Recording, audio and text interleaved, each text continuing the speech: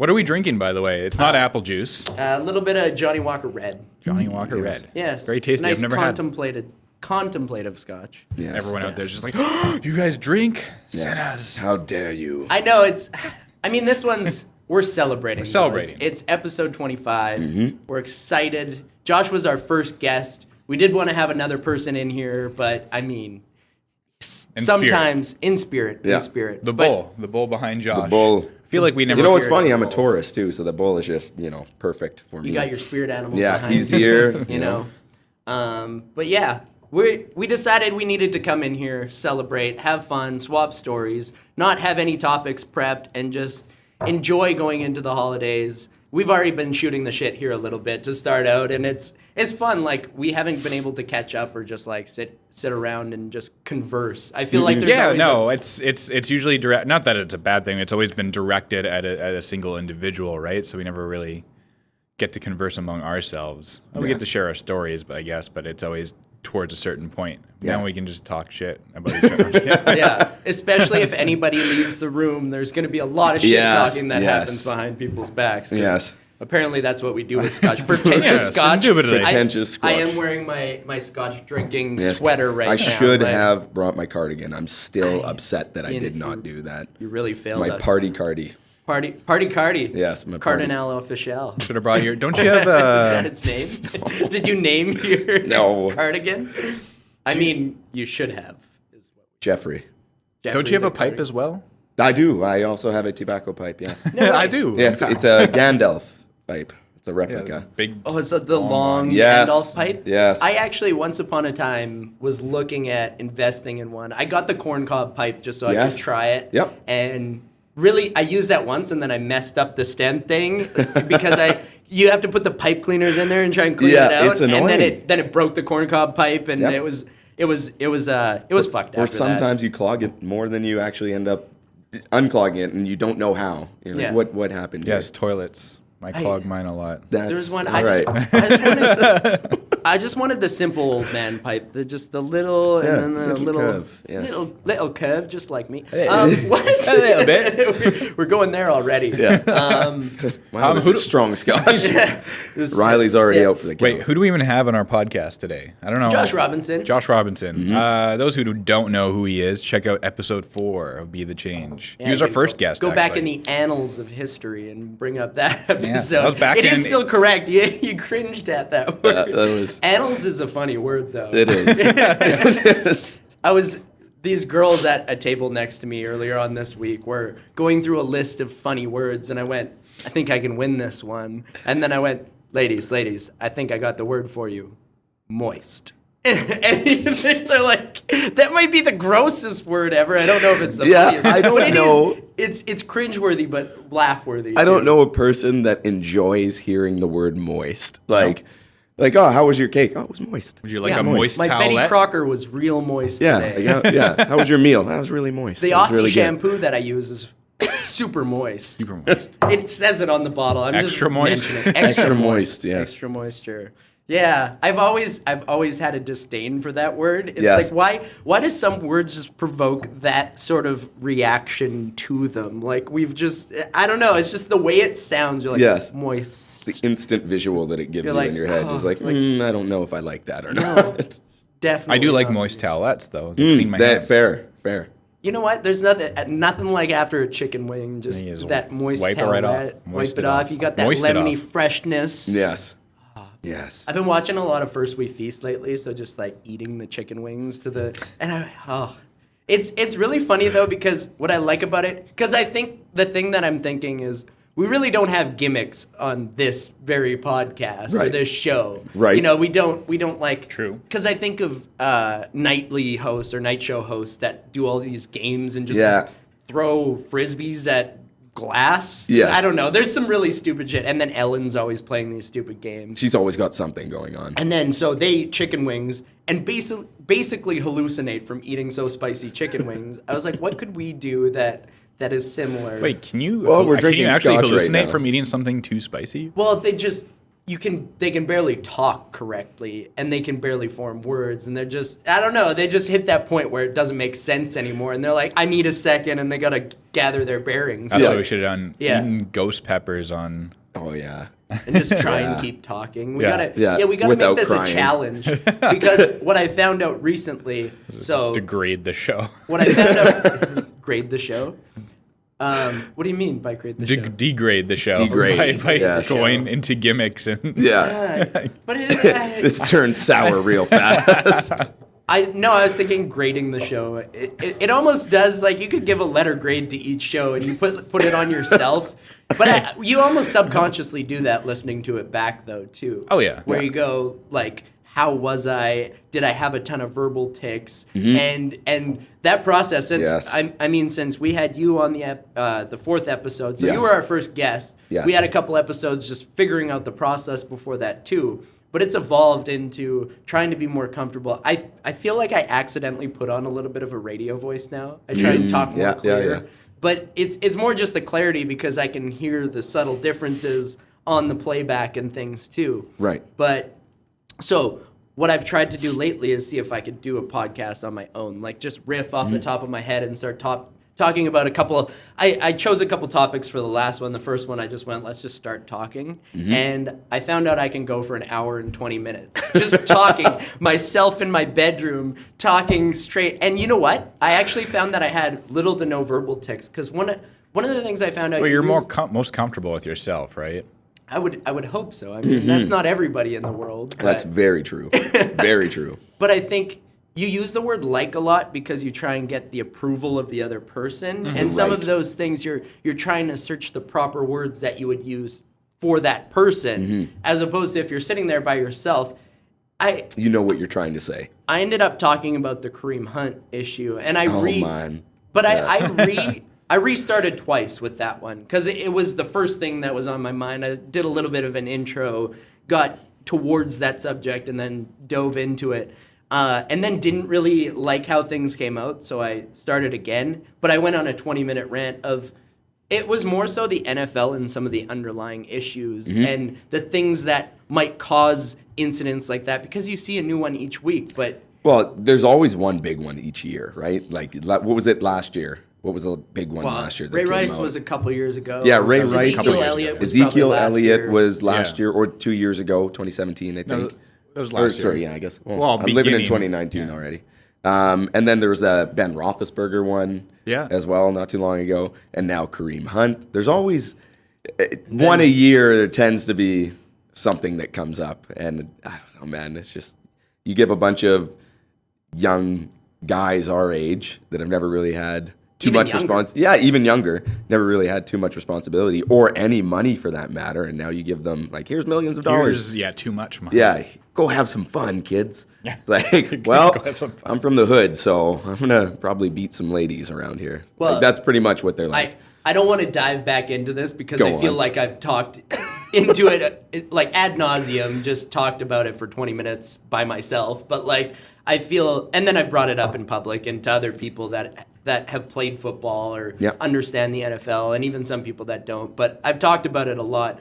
But I summarize it as the nature versus nurture. So like NFL players are paid to use their aggression, and that becomes your norm, is like fight or flight. I'm gonna fight. That's what they're taught. And then you throw in concussions, you throw in substance abuse, both performance enhancing drugs, and then you're under the influence of either alcohol or other drugs. And I did research. That was my capstone project in university, was non-performance enhancing drug use among. It ended up being retired NFL players is where you could get the data, because current players are not going to admit to using a bunch of drugs. No. But it was staggering. I believe the statistics were somewhere around 70% abuse alcohol after their career is done, 10% abuse painkillers, and 3 to 5% are opioids, MDMA, cocaine, other things. So, and that's not mutually exclusive. They could have multiple issues, but that's 1 out of 10 with the severe issues, 7 out of 10 with issues, and it's like you imagine those guys while they're playing.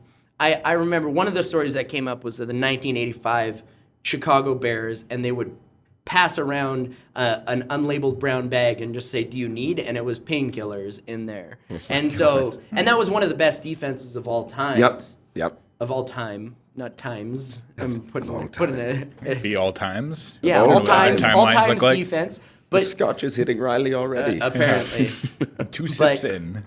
But then you look at, and Jim McMahon is one of the guys, so he was their quarterback. He was on offense. They were known as having one of the best defenses, but they did win the Super Bowl, I believe, that year.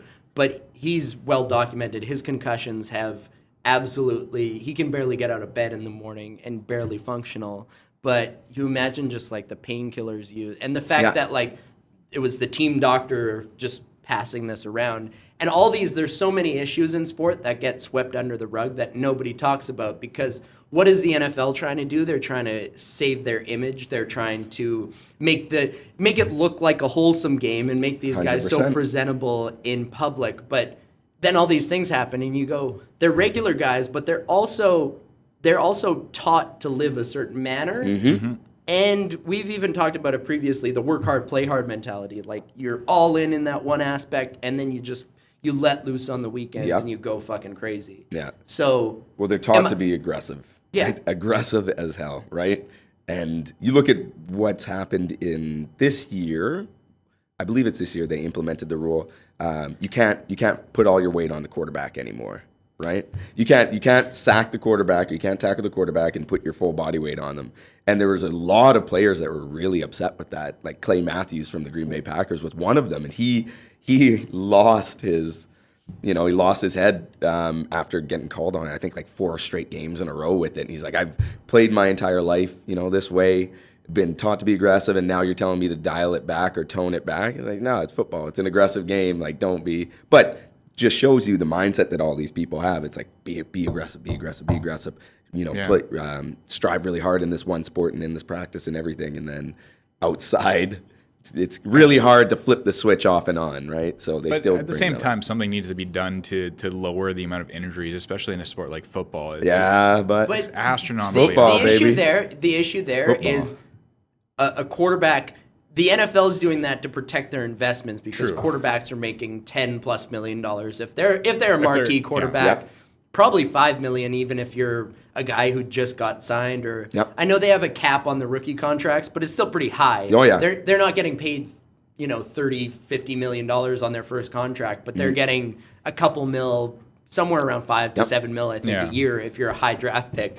So it's like, okay, yes, protect your investment, but there's still a player at the end of the, you have to go in there and you're trying to sack the quarterback. As a defender, you're trying to stop the offense at any way possible. So if I beat my guy and then I have to think about getting my head in the perfect place and I can't hit this guy below the knees, I can't hit him in the head, I can't even make contact with my helmet. So exactly. It's true. Thinking about so much as you're going through everything. And thinking of how fast those guys are moving too. I just remember, you're probably the same way. I just remember back to playing football. It's like trying to take all of that into account as you're going through a player, as you're trying to make a tackle. It's like, no, I'm just going to throw my body towards that guy and like hope for the best. If I get a concussion, I get a concussion. If I get hurt, I get hurt. But it's kind of an all or nothing mindset. But I do have one, before we continue on that, I have one question for both of you in regards to the NFL. Favorite team, favorite player. You know yours is Dallas Cowboys, Mr. Jayse. Yeah, you know mine too. Minnesota Vikings? No, you don't know mine. Nah, go on. Are we going all-time favorite? Okay, I'll do 3. Okay. Well, so Cleveland Browns are my favorite team all time. Right on. Jim Brown would be the favorite historical player that caused that. So I got interested. My initial favorite team was the Tennessee Titans with Steve McNair, Eddie George. I became an Ohio State fan, which sort of brought me to the state of Ohio. But Cleveland, when they came back into the league, were always the worst team. I started playing the Madden NFL video games. Would always choose them because their logo was a helmet. And then I would soup them up. I'd put all the best free agents. I'd put all the best players on their team, trade. Nice. And I'd play on rookie because I was 7 years old. And it was sick. It was I fun need to be beat the best teams at this 92 game. to nothing for a week, and then I'd stop playing. Yeah. But Sounds about right. but I'd make them really great. And then I actually became a fan because they were legitimately always the underdog. Your team always beat them. My team's an underdog too, so I feel you. But then being a running back in my own life, Jim Brown, and getting to learn the history and just the fact that he's still regarded as one of those players that's timeless and probably the best of all time. But even recently, so Kareem Hunt won me both my fantasy football championships last year. So I didn't pick him again this year. You always good want to call. Yeah, you were a smart man on that. He would have done really well earlier in the season. Yeah, I mean, it just happened. So. Yeah. But I even said it. I don't condone what he did, but I am still a fan of the way he plays the game of football. Me too. And a fan of him in a certain sense. I can be a fan of him as a player, but I don't have to be a fan of him as a person. Yeah. Completely different, right? It's like when Michael Vick came back. It's love him as a player. Yeah. Don't agree whatsoever with what he did outside of. I love dogs. But he's one of the things are that he's worked with PETA. He's actually reformed, and that's something that happened in his household. But he's turned a really negative thing, and whether it's a little bit not his hand was forced, but who knows if it's genuinely stemmed from him or people have told him that he should do this. Right. So I think that plays into it a little bit for me too. But the fact is he's seemed to have made a change. He seemed to have gotten better, and you didn't hear another thing about him throughout his time in the league. And he had flashes of brilliance even in the tail end of his career there too. Yeah. So we got Jim Brown, Kareem Hunt, number 3. I don't know. Well, number 3? You said 3. Cleveland Browns. No, I was just saying because you said favorite player. So Cleveland Browns, Jim Brown historically. I don't know. I would say Kareem Hunt last year was one of the most fun to watch. I don't want to say I'm a Baker Mayfield fan yet. No? But I'm excited. I'm excited on the future to the Cleveland. He's won them 3 or 4 games in 3 years. That's 4 times as much as they've won as a team in the past 4 years. So exactly. we can be a little bit happy. But I'll toss it across to you guys so you can share. I mean, you already said it. My favorite team, Dallas Cowboys. Yeah. Funny enough, the Dallas Cowboys became my favorite team in high school because of the cheerleaders. And they were always known for their cheerleaders. Yeah, and it just kind of kept going, and now they just became a solid team that I ended up liking. Yeah. Favorite player? That's a hard one, man. I don't try to pick favorite players, but if I were to give it, it's not even going to be with the Cowboys. It's probably Rodgers. Yeah. Aaron Rodgers? Yeah. That would be your number 1 draft pick. Let's say you're playing fantasy football today. You had to pick 100%. player. Yeah. I picked him as a first round. He didn't do me any good this year. Fair enough. Fair enough. Favorite player, favorite team is the New York Jets, right? Also the underdogs. And Lame. it's because... What's Sorry, that? what? Go ahead. Yeah. Broadway Joe. Yeah. Because they've been such underdogs for such a long time. And my favorite player actually plays on that team, so I'm kind of even more inclined. Even though my cousin plays for the Bears. Sorry, guys. I'm still... No love for Chicago, eh? Yeah. Well, I love him now that he plays there, but they're still not my favorite team. And no offense, Gus, but he's still not my favorite player. So New York Jets, favorite team. Uh-huh. Now, I'll go with you. Historically, favorite player was Brian Dawkins with the Philadelphia Eagles. Okay. When I was playing football, he was like, that's what I want to be, I want to be a hard-hitting, tenacious defenseman on the defense. Safety, nonetheless, too, which was my defenseman position. on the defense. Eh? Sorry. You know what I mean. Weird. Josh is the next in line here. Yeah, exactly. I better leave. Scotch is hit. But he was off the field, such a good guy, good old Christian boy. Nobody would ever suspect him of being just such a monster on the football field. And everybody always said such a nice guy, but when he gets on there, he just flips a switch and he would talk the football before the game and all this kind of stuff. So second to him, my favorite player right now in the league is Jamal Adams. He's a strong safety for the New York Jets. So you've said this twice now, and this is something I actually wanted to bring up is the switch. Yeah. The switch. Yeah. Because it's something that I've brought up, and I think that if you've played sport at a high enough level, you start to see the different aspects and the different even mentalities that people bring to the table. And so I equate it as this. There's people without a switch. Mm-hmm. And we've been talking about football, to keep it there's some offensive linemen that don't have a switch they're protectors. They'll keep the guys out of the way and whatever, but they won't necessarily... They don't have that anger streak. No. And you can usually spot those guys. And they might even be successful. They might make it to the pros, but maybe the measurables are there, but they don't tap into that aggression. Right. They just can't push it that little bit of extra in their mind or on the field or whatever it is. Because I always considered myself as somebody with the switch. Like game starts though, and you go a little bit crazy. Like you tap into that aggressive nature, and yet you're using it primal nature of yourself. 100%. And so there's the people with that switch. That the game starts, in between those 60 minutes, you're doing whatever the fuck you can to beat that other team, to score the touchdown, to make the tackle, to make the play, and not necessarily, and for me it was always within the rules. I'm all about fairness, and that's something that to my core I believe in. Yep. And so when anything happened outside of that, I was maybe one person that was like, no, you're going to get yours a little bit. Yep. Then there's the guys... I think of John Randall always, the guys who can't turn the switch off. They're always 100% all the time. I mean, there's guys that are showmen, but there's the guys that can't turn that switch off. Yep. And John Randall was just like, bah! Like, he would have the full eye paint. He was probably one of the first guys to do that. Yep. And just a madman, fully fucking crazy. Yeah. And you just saw that, and it stemmed from him. And there's other guys like that. Ray Lewis was another one who just... a little bit fucking crazy. Love Ray. And love him, but you did not want to play against him. You did not want to get tackled by him. He would break you as a human being.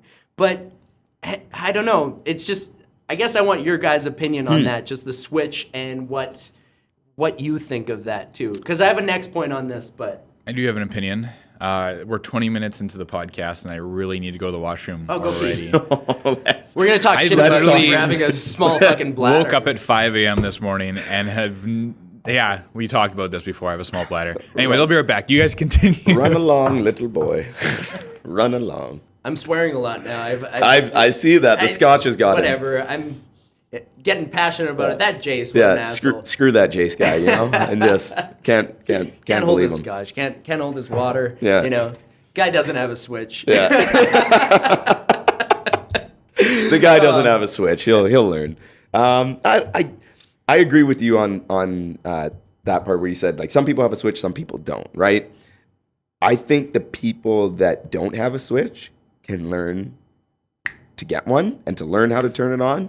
It's a lot harder because if it's somebody who is, you know, they haven't played sports in their life before, they haven't, they've never really needed to turn it on a little bit extra, then it's really hard for them to develop it. But I think everybody can come to a point where it's on, you know what, no, this is the time where I really step up and get serious and you know, put the pedal to the metal. But I agree with you in a sense that you can see there's people on the field when you play football especially that, okay, when it's game time, there's something different in their eyes, right? Or it's like, for me, it's funny, I'm a trainer, and I train people all the time, and for the people that I train, it's like they don't have to have, but it makes them, all right, well, now he's taking his cardigan off in front of me. I'm a little terrified. But there's people that, like, they need somebody else there, or they enjoy having somebody else there when they're working out, right? Maybe it's a little bit of extra motivation. Maybe it's just, you know, you like having somebody to, you know, talk to in between rests or sets or whatever it is. Anyways, when I work out, I can't work out with anyone. I can't do it. I'm like, my switch flips and I just go into like, I don't know how to freak put it. Mode. Yeah. Beast mode, freak mode, whatever it is. And I just zone out and it, like, there's something different in my eyes. Like, I'm just in the zone doing whatever it is that I want to do. Like we were talking about before, I do a lot of circuit style workouts and a lot of high pace fast. And I'm just, you know, I'm zoned out to everything that's going on around me. And that flip has switched. And you can tell when it's not. For you, I'm sure it's the same way when you're working out and, you know, you're not in the right mindset that you normally are. When you get the best workout that you normally have, it's like, yeah, I'm missing something. I'm too engaged in with what's going on around me, or I'm too engaged in what's happening on my phone outside of this right now. I'm not entirely clicked in or flipped into what it is that I'm doing. So, I feel like a lot of people have it, but a lot of people don't. I feel like it's something that can be developed, but I feel like once you finally find how to turn that on, makes whatever it is that you're trying to do a lot easier, because now you're fully engaged, you're fully present in what it is that you're trying to do. I hope I can remember all my points here, but go on. One of them is that working out is the ultimate equalizer. Whatever you're feeling that day, say you're super up or you're super down, or even if you're right in the middle, I actually find it, especially with yoga, that I can tell the difference in my mentality because you're a little bit more in tune to that. Whereas if you're doing heavy lifting or even a tough run, it really depends on your mentality. And sometimes you're so exhausted at the end of that that's all you feel. Yep. But yoga, I'll go in with a negative mind state. I'm just exhausted. I'm not really feeling it. And then Session. And I do a great session. You finish with a little bit of meditation. You just recenter, and then you just come out this even keel, appreciative of everything around you. So I really think that that's a cool thing. And then, but I also have that switch, and I go full fucking crazy. Most recently, yesterday, I did an interval run, and I did 800-meter intervals. And I turned the treadmill. I typically go at a little bit of a faster pace, but I failed at that a couple times, so I just turned it down a little bit. But I did 4 800-meter, basically sprints at 10.5 on the treadmill. I wanted to go a little bit. I think I might have went 10.6 for a little bit. But you're just sweating profusely. I'm listening to angry rock music. I also find that, so that was my third point, was that there's a playlist to fit everything. Oh, yeah. And so sometimes you get in there, you're just in a bad mood for whatever reason. And that's when I throw on the alternative metal. Yeah. That's when I put on the rock music and just get lost in that. And I've recently started doing this. I'm sure it's much to the chagrin. People already think I'm crazy in the gym that I work out at. But Jayse is like, yeah, they do.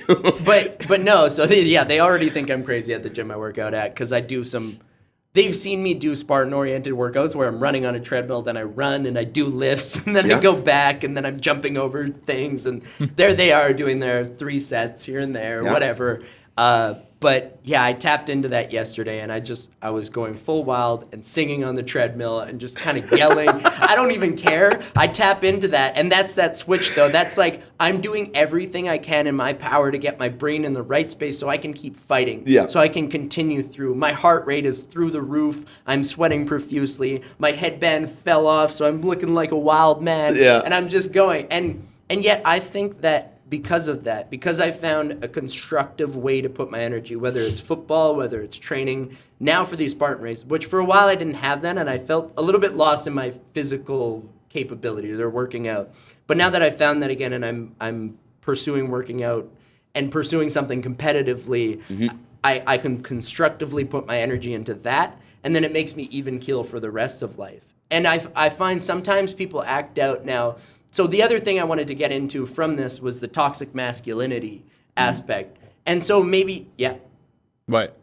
Hi? Flip the switch. Oh, actually, sorry. Toxic masculinity. But first, I want to hear your... I like how Josh is controlling the conversation. I didn't mean to do that. No. Please do. We're going to stop you from talking right now. I just thought that, I was like, you know what? I feel like you'll have a very... interesting point on this. I don't know. So actually, the first thing when I walked back in the room from emptying my small bladder, that Jayse guy. they came to them. Thanks. You know, I have to listen to this and edit it later, right? Surprise. Surprise. Touching tips. So with the whole flipping of the switch, I was actually talking with Eddie, who is the regional manager here for Good Life Fitness. Yesterday, and he was mentioning, I don't know if he was on Joe Rogan, but he was listening to a podcast with someone who was who had, I might be getting the story wrong, but he ran, I want to say, his first 100. He'd never run a marathon before in his life, and then he went into running his first one being a 100-mile marathon. David Goggins, yeah. There you go. Yep. And wait. Sorry. So in terms of going all out, like that guy is a complete beast, right? Yeah. And it just came to Eddie and I were talking about this idea of callousing your mind, where you have to. It's when your brain tells you that you're getting tired and that you should quit. But you can keep going. And he's like, realistically, you probably still have another 40%, if not more, left in your actual body when your brain's telling you to stop and give up. Yeah, I would agree with that. We don't really know what we're really capable of. Yeah. We don't really know what we're really capable of. And it brings us back, it brings me to something that I know, or someone that I know we all really appreciate, or we can all admire to a sense, Jordan Peterson, and that's one of his main messages is like, you don't really know what you're capable of, right? I have an acknowledgement of that, actually, and one of my favorite courses throughout university, and I took a lot of courses initially out of interest to figure out exactly what I wanted to do, because I've always felt like a person good at a lot of things, but didn't really know how to hone in. But I took an English of the 1900s course, and it was a year-long course. I've talked about it previously, but one of the conversations that came up, and it was talking about Nazis in the Second World War. And he showed us an image, and it was the image of a Nazi holding a gun to a Jew's head. And he asked us who thought they could be the person holding the gun. And asked us, like, raise your hand if you think you could be that person. I assume no one would raise their hand. I was the first one to do it. A couple people did after. Yeah. And because I have that acknowledgement that I'm capable, if you put me, and because you have to look beneath the surface. If your family's life is at stake, if your life is at stake, if you're living in that time at that place, you've been raised with those values, there's so many other things at play. It's similar to the NFL. But not even that, but like, even if you think back, like how many people who are part of the Nazi regiment, like just did things out of fear for their life. Yeah. Right? Like you either do this or you die, essentially. Yeah. So you do it, right? You follow these orders, you kill these people, you do things that you probably will never forgive yourself for. Well, what's any different than doing a draft? That's correct. All right, yeah. Thank God. Josh was pointing to the solid red light on his microphone, which is supposed to be. It seems backwards because I'm you think it would be blinking because wherever the light thing goes I like up. how it took me, how long are we in now? Probably have. I would have noticed on the computer. Thank God. Or you hope I had noticed. Yeah. Scotch has got Jayse too now. Anyways, back to your point, Riley, about tying this in, the whole Nazi thing with the NFL. And the no, it doesn't matter about that toxic masculinity. But I think the point that I was getting at is just if you have that acknowledgement, well, fine, he gets it. You guys played the last time. Now you interrupted my thought, so I'm a little bit lost on this story. But yeah, all right, I'll do a little cheers now. Sorry for interrupting. To find my Riley. thoughts, I gotta recontemplate here. Yes. But Quite. I think that's when you're able to do that, though, when you're able to put yourself in that situation and in those shoes, the point that I was going to make is what's different from that to doing a mandatory military service. So doing a military draft, the Americans did it, I believe, in the Second World War, definitely in the First. I think Elvis was in the Second. That's how I'm going to remember this. But you're maybe they don't believe in what you're doing. I mean, yes. The atrocities that were happening, I mean, I don't think it would happen any different in history. And I think even if something similar were to happen today, I would be part of that. I think I would fight for people to live and not be persecuted because of their religion, who they are, the color of their skin, etc. So I believe in that. But if you were to force to do that and you didn't believe in the thing, then your life is being put into that. So, like, similarly, the Nazis, like the Germans that went along with it, it's like, that's your country. That's where you grew up. That's where you're patriotic to. That's what you believe in. That's the life you've lived. That's all the people you know. You're saying that in Canada, we wouldn't do the same thing right? Like, if we were living in the same circumstances. So it's just that introspective, being able to challenge your own mind and your own opinions on things and say, I'm capable of that. Would I ever want, let's have the values that say, like, let's value life, let's value people, and regardless of where they're from, who they are, like, all these things, whatever their religion is. I know we're getting away from that a little bit today, but, like, it's value people for who they are and the culture that they come from. So if you teach that, then people are safer than if you're persecuting and killing them for it. But I don't know, I'm trying to get at the point, but then I'm not sure the point that I'm trying to make with this, but it's just the acknowledgement of the darkest side of your own soul. And that's part of the Jordan Peterson thing and what you're capable of. And especially as a male, and that's not to say now females are part of the military and things, but at that particular point, it was males typically that served. I actually had a grandmother that served in the Navy as a petty officer and, like, but she was there. She was serving her country and things too. So it's like, it's not to not acknowledge that existed, but, and even if you go way back, the Joan of Arcs and things. But I guess it's as a man, you're sort of expected to be able to tap into that when it matters, but then at the rest of the time, you're not allowed to. Right. You're supposed to be civil. You're supposed to obey the rules of your place, your country, the laws. So I guess that's a little bit, it's this different dynamic, and it's how can you expect both? And that's even the Kareem Hunt, I'm blowing bubbles here. But even with the Kareem Hunt thing, how are you supposed to expect anything else? With people that come back from war, how are you supposed to expect anything else? And so that acknowledgement needs to happen too, especially in this state of the world where I think I feel that it's hard to be a man in this world. And I know that that's super unpopular opinion and whatever, but it's a confusing time because you are expected to be all these different things and you can only be what you are. Right. 100%. 100%. You can only be what you are. We were talking about this and kind of in the gym when I was training my client, Steven, the other day, about, and I think Jordan Peterson's even brought it up, is that being a middle-aged white male is the worst thing that you can be in today's society. Right. Can be the most dangerous and threatening thing to be I don't have right that now. problem.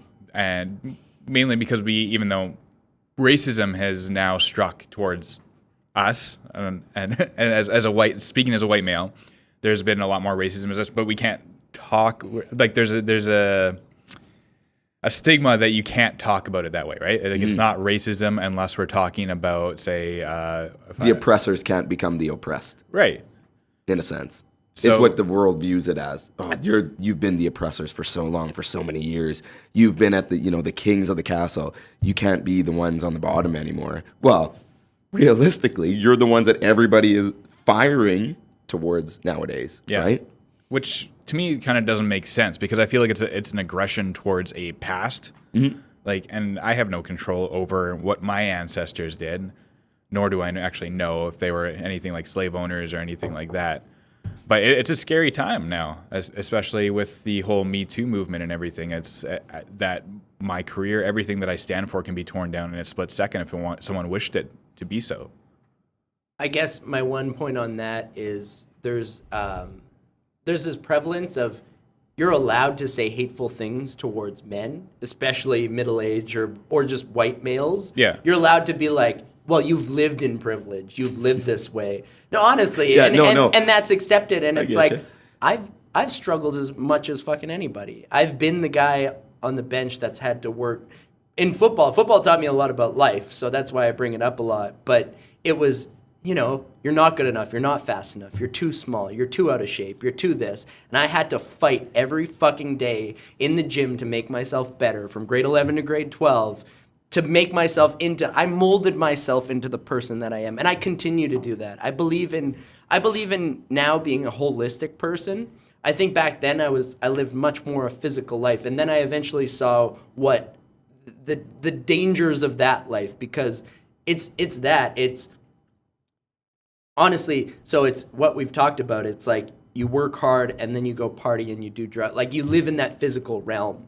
So it's like you're willing to sacrifice your body for everything. But then you come around and you go, there's more to life than just this living in this physical realm. There's the intellectual realm. You got to be pushing your mind. You have to be learning. And I was always on the cusp of that. I always went to class. I always did my homework. But it never really resonated with me. It wasn't until I got into personal development that really started to go, there's more to this. I need to learn how to better myself even. Right. And then emotionally, it's relationships and how do I be a good son to my family? How do I be a good brother? How do I be good with a partner? How do I be good? Like all these different aspects of life.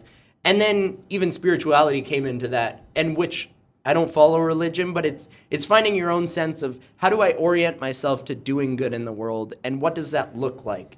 What is an optimal life look like? What's my purpose? And for me, it was finding my purpose I'd always said it was people, but then it's using my voice to help people. It seems to be part of it now. And I do want to physically do things to help people too, like whether it's volunteering, etc. But I see life that way now. and it's that much more fulfilling now, as opposed to living in those states of just like a single thing being your complete focus. Right. That's where I'm at. I know I go on these tangents but that's at the deepest. Though. That's the deepest part of my soul, and I don't think a lot of people see the world in a similar way that I do, and I'm only coming to realize that now. I mean, it's a little bit pagan in the sense of it. I feel like you have this like most people have this way of looking outward on the world and like where they want to go and everything. And the way you talk is almost like you look inward and then outward from yourself. So that's the existentialism. Right. Yeah. So I think that's a great thing. I think that's where everybody's like, that's where your true power, your true motivation, your potential lies within yourself, right? And it's looking inward at what you can do to better your life, not what everyone else and everything else can do for you. Yeah. And I think that it's so easily said, but it can be so hard to do. It's frustrating. It's frustrating. Well, it's frustrating to watch people, and maybe you get this because you're a personal trainer as well. And by this I mean I'm speaking more particularly towards the nutrition side of things. Yeah. I have a very select few clients that I got very frustrated with in terms of nutrition. Yeah. And I get a lot of excuses in return. Yeah. And I never asked them for those excuses. I never asked why you ate the way you ate. I'm just pointing out that this is the way you ate and this is what needs to change. And they give me excuses as to why this happened and what they can't do. And that seems to be a common theme. Frustrating, isn't it? It is, because I try to remind clients this way. And you know, some people it's in one ear and out the other because they just don't understand that you have to make the changes. Like I'm here to help you as much as I can, but I can't force the right food down your throat. I can't force you to do the exercise you don't want to do. Nope. You have to do it. I'm with you for 1 hour. You're with yourself for 23 hours. Exactly.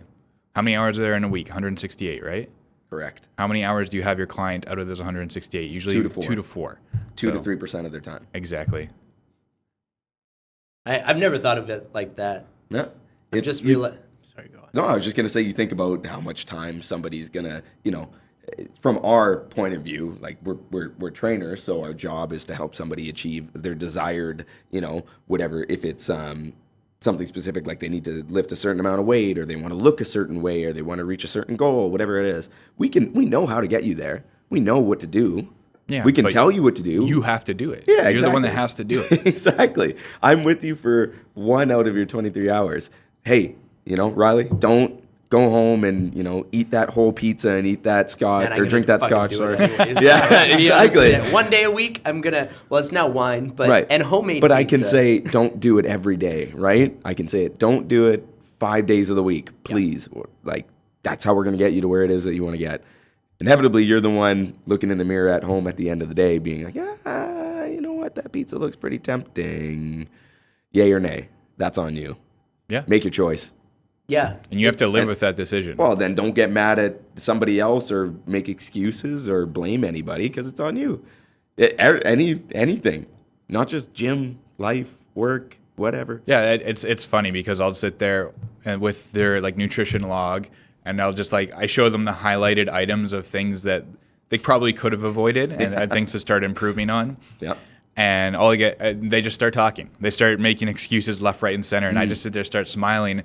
And they're like, they look at me weird because I'm smiling. Like, oh yeah, I know it sounds bad. And I'm like, I never asked you to give me an excuse. I'm just giving you the fact of what needs to change in order for you to lose the weight that you want. Yeah. And you're giving me, instead of taking the positive route and saying, hey, Kay, you're right, and this is what I need to change from now on, you're saying, this is why I didn't change. So that's a problem, I think, when it comes to a mindset and looking at something like that. You're looking at what you can't do or what you've done poorly instead of what you can do. Stop focusing on what you've already done poorly and start focusing on what you can do positively to change your life in a positive manner in the future. Because 100%, and back to it, it comes down to you. You're the only one that can choose to change yourself. No one else can force you to change. Exactly. If you don't want to change, you will not change. Yeah. Learn from your past and apply it to the future. Yep. that self-discipline is so important to learn, and there's so many different ways to learn it too. I'm trying to think of what the other points that I came up. Yeah. I get lost listening to. I do the same thing. I'm sorry. I realized even in myself that I get really loud at certain points, and I Then know you have that to I'm tone it back. I know that I'm all loud good. initially, and then I go like I almost start yelling. But I understand if it's funny because you understand how the people around you shaped you, and like we were a family of 5, and we fought to get words in at the dinner table, Yeah. and you go like. Yeah, that's the rising up. You have to mean what you say, and sometimes you have to enforce your opinion. And I guess that's sort of become my norm. But I love seeing that. It's funny to see a lot of us in the same place where we're sharing stories, and we each find our circles and we share our stories, and then we share stories together, and it's fun. We're in our element when we're at a holiday party, and we're shooting the shit, we're sharing our stories, we're telling jokes, we're like, can be the life of the party, but it also has to be, I don't know if it's everybody or just like a personal thing, but like when you're in your element, you can see the people, and like, but I can find my element in different places, like the gym's my element, in that situation's my element, and then there's other things that come in too, but it's a fun thing to play with. It's just like those energies, I'm actually seeing that. That's one of the notes I wrote this week, actually, is I want to pursue entertaining more as just my I find that that's my purpose, like learning how to better use my voice to make positive change, positive difference. I'm not sure exactly. Music has helped me in my life. I love music. You just got to speak in accents all the time. That's your hidden truth right there. Yeah. I could take on an English accent. English. I got to tap into the English. You see, Russell Brand is my inner self. That's the one you know. Why did your mannerisms change? Because you got to tap into the character. You got to be Russell Brand. He's a little bit effeminate. He's tapped into that part of himself that uses his hands and acts out from his inner self. Yeah. Here's the thing, mate. I feel like I could do an Australian accent, and I feel like I don't need to use my hands at all. That's the funny part about it. It's just like you get really dirty with how you talk. This doesn't sound proper. This just sounds like a bunch of shenanigans here. I'm going to spare our audience from me even attempting an accent. Yeah. You got to have one. You got to have one go-to. I have multiple accents that I can't control, and I will jump from one to the other. I can start in something like Irish and move to British and French, and it's uncontrollable. I almost spit out that scotch laughing at what Jayse just said, and I was like ready to come over and just hit you. Like, don't you dare spit out that scotch. Oh, I would never. You don't want to be wasteful. No, you can't be. I feel like this is the most male conversation we've ever had on the podcast. And I mean this in a good sense, though, because I saw this happening initially as we talked about sports, we talked about war, and now it talks about either sex or porn or something, because that's the only thing that we haven't really. The problem when you get a bunch of alpha males in one room. Yeah. We're all alphas. War is that and sports. We just like is there going to be a fight to the death? Most likely. By the end of this, one of us will be dead. The other two become the hosts of the podcast from now on. Yeah, we're really just trying to figure out, moving forward, which two hosts we want to go with. But, yeah, there's just... That's why you've been feeding me scotch. Make me weaker. I mean, weeder? Weeder, exactly. Oh, there you go. Jayse. Yes. Thank you, sir.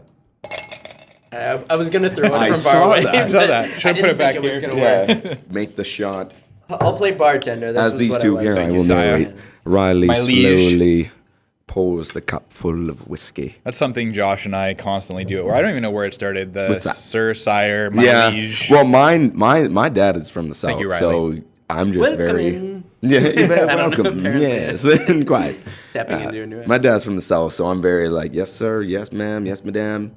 Of course, yeah, very respectful with the way I talk. A lot of people don't like that though, which is weird. No? Like. Yeah, predominantly a lot of older women. You just call me ma'am, you call me madame. I'm like, I'm sorry, I don't mean any disrespect by it. I'm just trying to be polite. I don't know why people dislike being called things like ma'am. Maybe it makes them sound It's a connotation of age. So Exactly. ma'am sounds like an older female adult, and they don't want you to be. Yeah. It's so. Yeah. But sir doesn't, though, necessarily. No, That's sir. the interesting thing. No. Even some guys go, sir's not okay, though. I've had coaches be like, don't call me sir, because I didn't, my dad maybe, or whatever, or serving, if I served in the wars, whatever. Yeah. But Mr. Such and Such was my father. Call me Riley. See, and I've always been that way. There were the coaches that really wanted you to call them by coach, their last name. And then for me, I would be like, well, Coach Coates sounds really silly. So, Coach Coates. Rolls right off the tongue. Coming on to the podcast today, Coach Coates. Call me Riley. I don't know. To me, I don't feel. I think it's because I don't feel that separate from that. If I'm coaching football, I'm close enough to that I still relate to it. I don't know if eventually I'd want to separate and be you need to give that respect because I've been around the sport. Right. But I actually don't think that I'd ever be that way. I just want to teach and I want people to learn. I want them to have fun. I want them to learn the lessons from the game. Yes, I want them to take out some of the negative aspects. And that's even, whether that's society, whether that's sport, I think it's, let's get rid of some of the negative aspects and let's promote the positive aspects and let's see what positive differences we can make. I think that's what you can mostly do. But then there's the side of it is what's going to be positive for somebody is going to be negative for another. So it's, everybody has to find their own way. Everybody has to find their own, method of doing things. Yeah. Do you find that this system tends to keep itself in balance? The fact that I look at it, it's easily looked at in U.S. politics where there's the left and the right, and they're constantly jockeying for position. But when one's in power for too long, it shifts to the other side, and it's this back and forth. And now you're seeing this, let's break the system a little bit because it's been too much in this box of politics. Politicians that have been around there too long have gotten too many donations, and there's too many hands in the pot, and then it becomes a little bit suspect, and so they wanted somebody from the outside to come in. So that's what Donald Trump has been. It's no judgment on politics really, but even in our own, I find we happen in a much more moderate sense. We don't have as much extreme. And Canada's a little bit towards the socialist side in a sense. Like we're about the people and taking care of each other. We're not, the American dream was, we want a better life for our kids and our everything. We want to make more money than our parents did. So there's that push to rise up the ladder. Whereas Canada, I feel that there's more of a sense of I don't want to say you're only as strong as your weakest link, but it's the way to. Even the people that are on the street, you need to help people too, and you got to have money in that programming. So but there's that constant flux of. And I think it's the two eternal energies at play. I really think that this is something that I always play with in my own mind, but that sounds really weird. But could have sounded a lot worse. It could have sounded a lot worse. Go on. But the fact that there's two energies and they're constantly just they almost dance in a sense. It's just if you have too much of one thing, you're gonna have another side rise up and just change where we're at. And change the script a little bit. But it's really the world happens in almost a balanced sense. Mm-hmm. I think most of it happens in this middle ground. But I think it's almost that acknowledgement in the self is one of the most important things that you can do. Like whether it's masculine and feminine energies, and yes, maybe stereotypical. I do understand there's different gender dynamics and things. Like whatever. But in the sense, masculine, feminine, yin, yang, whatever it's you the middle want to ground. call You're it. right. Yeah, order and chaos. Middle ground. What we see in like the news and on social media a lot, and what everyone complains about is really the extreme sides or extreme ends, both ends. And even Jordan Peterson's talked about that. That's what we argue about, right? Yeah. And when we want equality, and it's like, well, there are biological differences between men and women, but like here's the middle ground. This is what's going to work for 90% of the population, and then the rest is, or 80%, whatever it is. And then the rest is falling on the outside. And like, there's going to be, like Joe Rogan talks about, if you have someone who changes gender, who's female and takes testosterone, if you put her up against an absolute beast of a guy who's been training all his life and has testosterone throughout his body for the last 30 years, like Brock Lesnar, he's going to destroy her. Yeah. right? But yes, there are going to be those women that can take on certain amounts of men, but it's not, again, it's not, you're never going to have this super balanced act, right? So I don't know. Well, it's funny because you can't have true equality, I don't think. We're forced with these questions now more than ever before. We've never had, in a sense, I mean, we're in the most advanced civilization we've ever been in. That's 100%. This is the best time to be alive. We live longer. We live in relative peace and safety, rather. Although I've always wanted to know what it's like living in medieval times and wearing armor. I always wanted to live in the Western times, you know? Put on a little Western accent. Yeah, I don't think you would survive that long. I probably wouldn't survive very long, but I feel like I get away with it. For me, it's the Roman times. I go way back. I started rewatching. Memento Mori, attaboy. What does Memento Mori mean? Remember your death. Thank you. Right. Josh has it tattooed on left side, right over your heart. Yeah. There we go. Stripping down and showing tattoos. So, actually, let's get into that because I don't have a tattoo. I know what I want if I get a tattoo. What do you get? I want a sword. Yes. And in the hilt, I want the yin and yang symbol. Nice. So it's sort of that honor. And initially, I wanted it facing down my spine, but big. Brock Lesnar has that, for lack of a better term, he has a dick on his chest.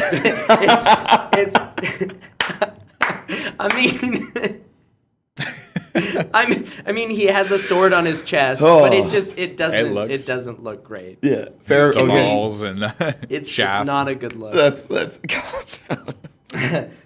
Yeah, get a little flustered in here. We got the visual. Good day. That's. But funny. I wanted a sword down my spine. Yep. Something about the spine is being a pivotal. I mean, you have your brain, your spine, depending on Yep. how you look at things. But it just you always have a brain in the spine, no matter how you look at things. I wish I had no bones. Yeah, just this gelatinous blob on the ground. Family Guy. But go Thank on. you for that. Yes, thank you for catching the reference. Yeah, I love when people understand the reference points. I think you get along with people that have had similar experiences, yeah. and but they get the stupid shit that you say. Yes, yeah. Whether it's Billy Madison. You can't just cheers nothing. Favorite movie. We just did Billy Madison. But go on. Sorry. So tattoos. But I think I just want it on my arm now. I think I want a sword. I think facing up on my arm with a yin and yang in the hilt. I think fairly realistic as opposed to cartoony or anything. Yeah. And who knows what else could be part of it too. But there's just something about the honor aspect to it. And the duality and the different energies. And I go, that would always be me. That's always how I'm going to see the world. That's always what I'm going to believe in. Mm-hmm. So there's never a time that I would regret getting that tattoo. Mm-hmm. Right arm, left arm? You've been pointing to your right. I think right arm, for the fact that it's my dominant arm, it's the one that I would battle with, that I would... And yet the left arm is maybe the more reading arm, the whatever. The gentle side of Riley. The gentle side. But I think even in myself, one of the things that I'm proud of is I've balanced out those energies. I have that switch. I can tap into that side. Mm-hmm. And then the other side is I now value the intellectual side and the different aspects. So it's all of like how you view yourself and what you believe in and what you want to be. Mm-hmm. And yeah, so it's a personal journey. So you want to externalize those beliefs in the form of a tattoo. Right. It's basically what I did. Yeah. So. In a sense. When are you going to get the tattoo? Yes. Timeline. A dream is just a dream until it's given a timeline. I mean, do you have a gun right now, or wait, is that how that quote goes? No, not at all. I think I just made that up on the cuff. No, there's a quote. Is there actually? A dream is just a dream without goals. So have dreams, but have goals. Of me. What? That was beautiful. Thank you. You're welcome. Now, Jayse, tattoos. What would you like? What are you going to get? I was supposed to get mine on my 30th birthday, which is almost a year ago. Yeah. So you I'm lied also to on yourself. blood thinners right now, so I can't do a tattoo. Fair enough. Hopefully, I'm hoping maybe, I'm told not to do it summertime, but... Why? Because then you're out in the sun and you have to have it like I wrapped got up. mine in summer. You'll be all right. Yeah, but you have yours under a shirt, right? Most of the time. Well, Where- I travel ever around. met Josh? He Yeah, doesn't wear a shirt very I'm often. shirtless a lot. I'm not gonna lie to you. Fair enough. Yes, that's true. At work, you are. For some strange reason. Maybe we shouldn't get into that. All these snaps. You're Yeah, very I'm sorry. snappy. By the way, Next topic. Yeah. You're a good host. Let's get away from this. Tattoo though. I do want 2 crows, left side though, that connect to the heart. So heart all the way down to probably mid tricep / bicep. That kind of wrap around it, almost like an ink style painting. It's crows have been a kind of family tradition or family animal, I guess. And I'd have 2 of them. One would represent my father, who passed away from ALS when I was 10 years old. One from my sister, who passed away last June. Mm-hmm. So me and my other sister plan to get 2 crows done in kind of different ways. So we still have to coordinate that. So hopefully to do that by the end of this year for sure. Right on. Yeah. I like that. I like that a lot, actually. Yeah, just kind of represent family and where that came from, and it's just like to have it flow out from the heart. Mm-hmm. I think, I don't know, like I'm sure there'll be more to it, but I need to think. And that's the other part. I need to actually think it out, see what it would actually look like, put it down on paper. I don't know if I want to find something online or do my own drawing of something or attempt my own drawing. It's been a long time since I've drawn. Drone. Drones. A couple of drones flying around. All right, Jayse is out for the night. I'll put a drone on my forehead. Yeah, out for the count. But it's been a while since I've drawn anything. I used to draw a lot growing up. So we'll see. Yeah. It's funny because when you say that, the image of a trumpet comes into my mind. My grandfather played in bands and sang his whole life. And yeah, it's I was even talking about it a little bit earlier today to somebody, but girl that I'm seeing. Whatever. She's gonna hear this now. Yeah, does she listen? Probably. He doesn't mean that. Yeah. I don't mean that. When you guys fight about this, he doesn't mean it. Just remember that. Just play I'm my completely- voice in a We'll get soothing into tone in the relationships. background. Yeah. But I brought it up though, and like you go through loss in life though, and so I lost my grandma to cancer on that side of the family to cancer. I believe it was in 2001, and that was a really tough time. It's a weird time to cheers. I'm not gonna Sorry, lie. I'm sorry, Riley. Cheers to family. How about that? Cheers. Cheers to family. family. Love you, Ma and Pa. No, but lost my grandmother in 2001, and then like, yeah, it's weird. It's weird now. It is weird. But no, and you go through loss, but you go through loss at those different times. And I was young, and I thank my parents because they kind of shielded us from it when we were young. And I think that that's an important thing. And we didn't really see them wear it on their sleeves, which is Good. That's an amazing thing. Like the fact that they were that strong through that time when it's your parents. Like I look at it now and much older, and it's like it sucks. You know you're gonna go through that at some point. Yep. Whether it's your parents or siblings. Like I'm the youngest in my family. Who knows what's gonna happen? You really don't know day to day what's gonna happen. And I'm not. I mean, call it masculinity. I'm not much of a crier. I get frustrated. When I get frustrated, I get upset. I don't necessarily. It's when things really like pierce the soul is when I cry. Like and I can only count on my one hand the times in the past 10 years that I felt that way. Football has caused one of those, and death and things have caused a couple more. Yeah. So my grandfather, he played in bands. The last time we heard him play was his 80th birthday. Played the trumpet, sang, and it was difficult for him to do, but he was able to do it, and he was still a showman. You sort of got the glimpse of that. Yeah. And I love that. Like and I even see it now in what I'm trying to do in terms of entertaining and why I love music so much. And you get to see the different influences that people have had on you. And then he passed away, and his band, who are all much younger than him, that he played with for like 40, 50 years. But they all played at his funeral, but then there wasn't anyone singing.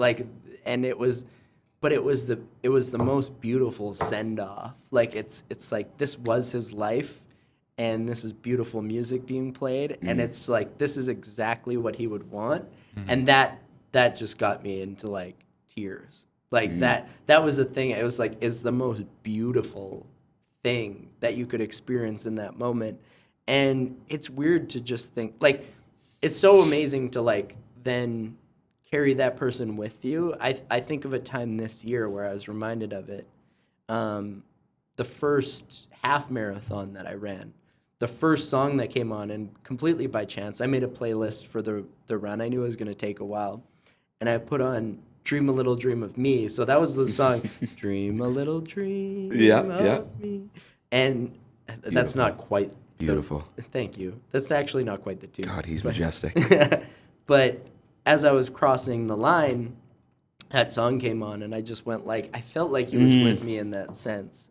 But like it's an overwhelming rush of just like, yeah, like he's there with you, or he was at least watching over you as he did that. Yeah. And I never understood it until that moment, like when people talk about that, because I never really had that experience. But it's like, it's strange to see beauty even in those moments. Like you're thinking of somebody who's passed, but like the effect that they've had on you, the fact that this song is on their on your playlist, the fact that they have sort of molded you into who you are and what you're doing and what you want to be. And that's like, it's such a beautiful, like, I almost feel that I'm living more towards that, towards who I am internally and those influences now than ever before. And that's a cool thing. Like I feel in a reflective state in this past year of the things that have happened. Like this podcast started, I know now we're going to go full circle. This podcast started in late February, early March. I mean, the planning process was since January. Yeah. Since January.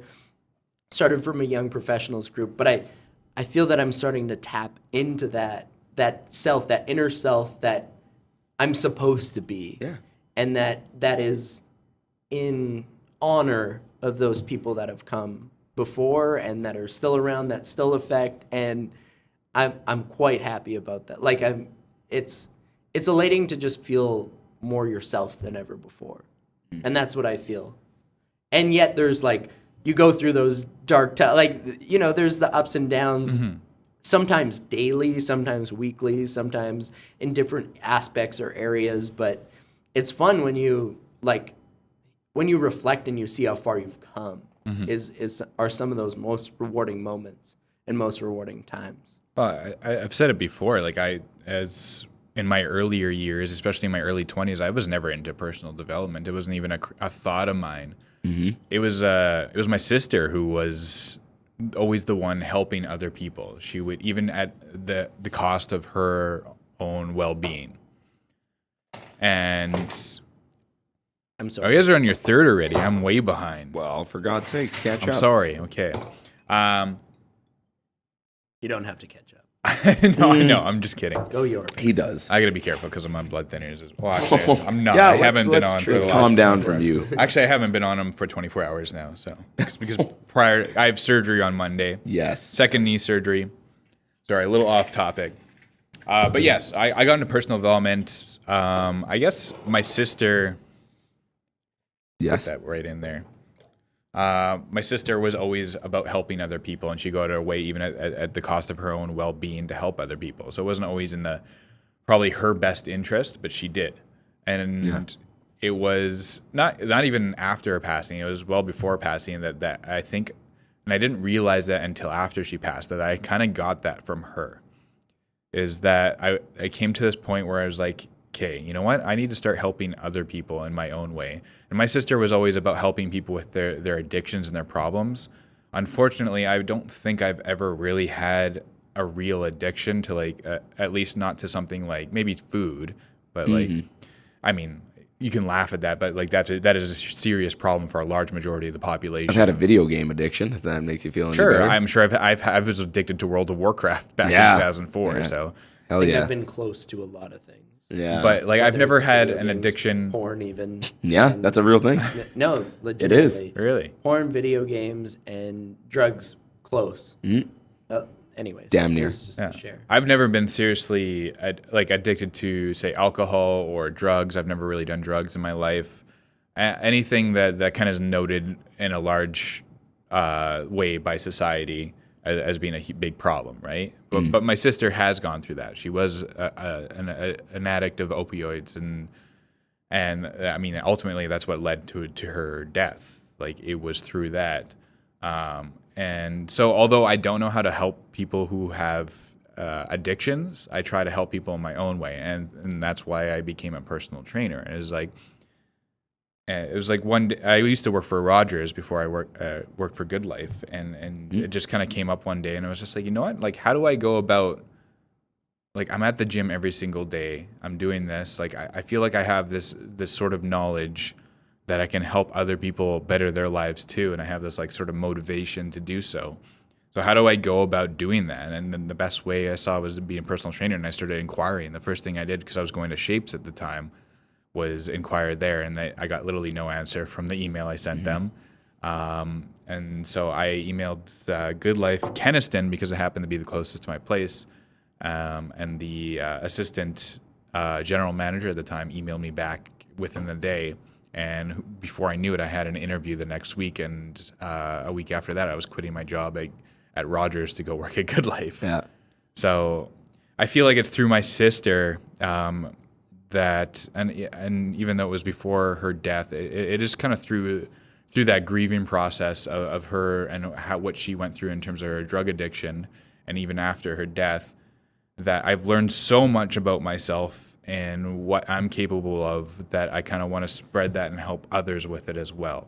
And although I don't wish grief on anyone, those who haven't gone through grief yet, it's interesting because I can almost, when I meet someone, and I don't mean this in a bad way, and it's not a judgment in any way at all, I can tell whether someone has gone through grief or not. In an interesting way, as a close grief. Like, it's one thing to lose like an uncle that you don't really see that often, or some other family member that, like, yeah, obviously it affects you in some way, but not opposed to someone like losing a grandparent, or your father or your mother or a sister or brother. Like, those things really affect you, and they really make you dig deep and ask yourself these kind of important life questions about yourself and what it means to be mortal. And it's really interesting. And I think I was too young to understand it when my dad passed away when I was 10 years old. But when my sister passed away last year, that was kind of one of the first questions that came to mind. It's just like, wow, like, when's my time to go? And what am I doing to better help this world and the people in it? And what can I do? And it wasn't less about, whereas when my father died, it was like a lot of just like inner pain and not knowing how to manage it. Whereas when my sister passed away, it was like, hey, what can I do? Like, what more can I do? And less about, okay, I just need to hide away from all of this. And don't get me wrong, like, I've definitely did not cope with it in the best way possible either. Literally the day after my sister passed away, I got belligerently drunk and like blackout drunk by 9 p.m. in order to numb that pain. But now, a year and a half later, I look back at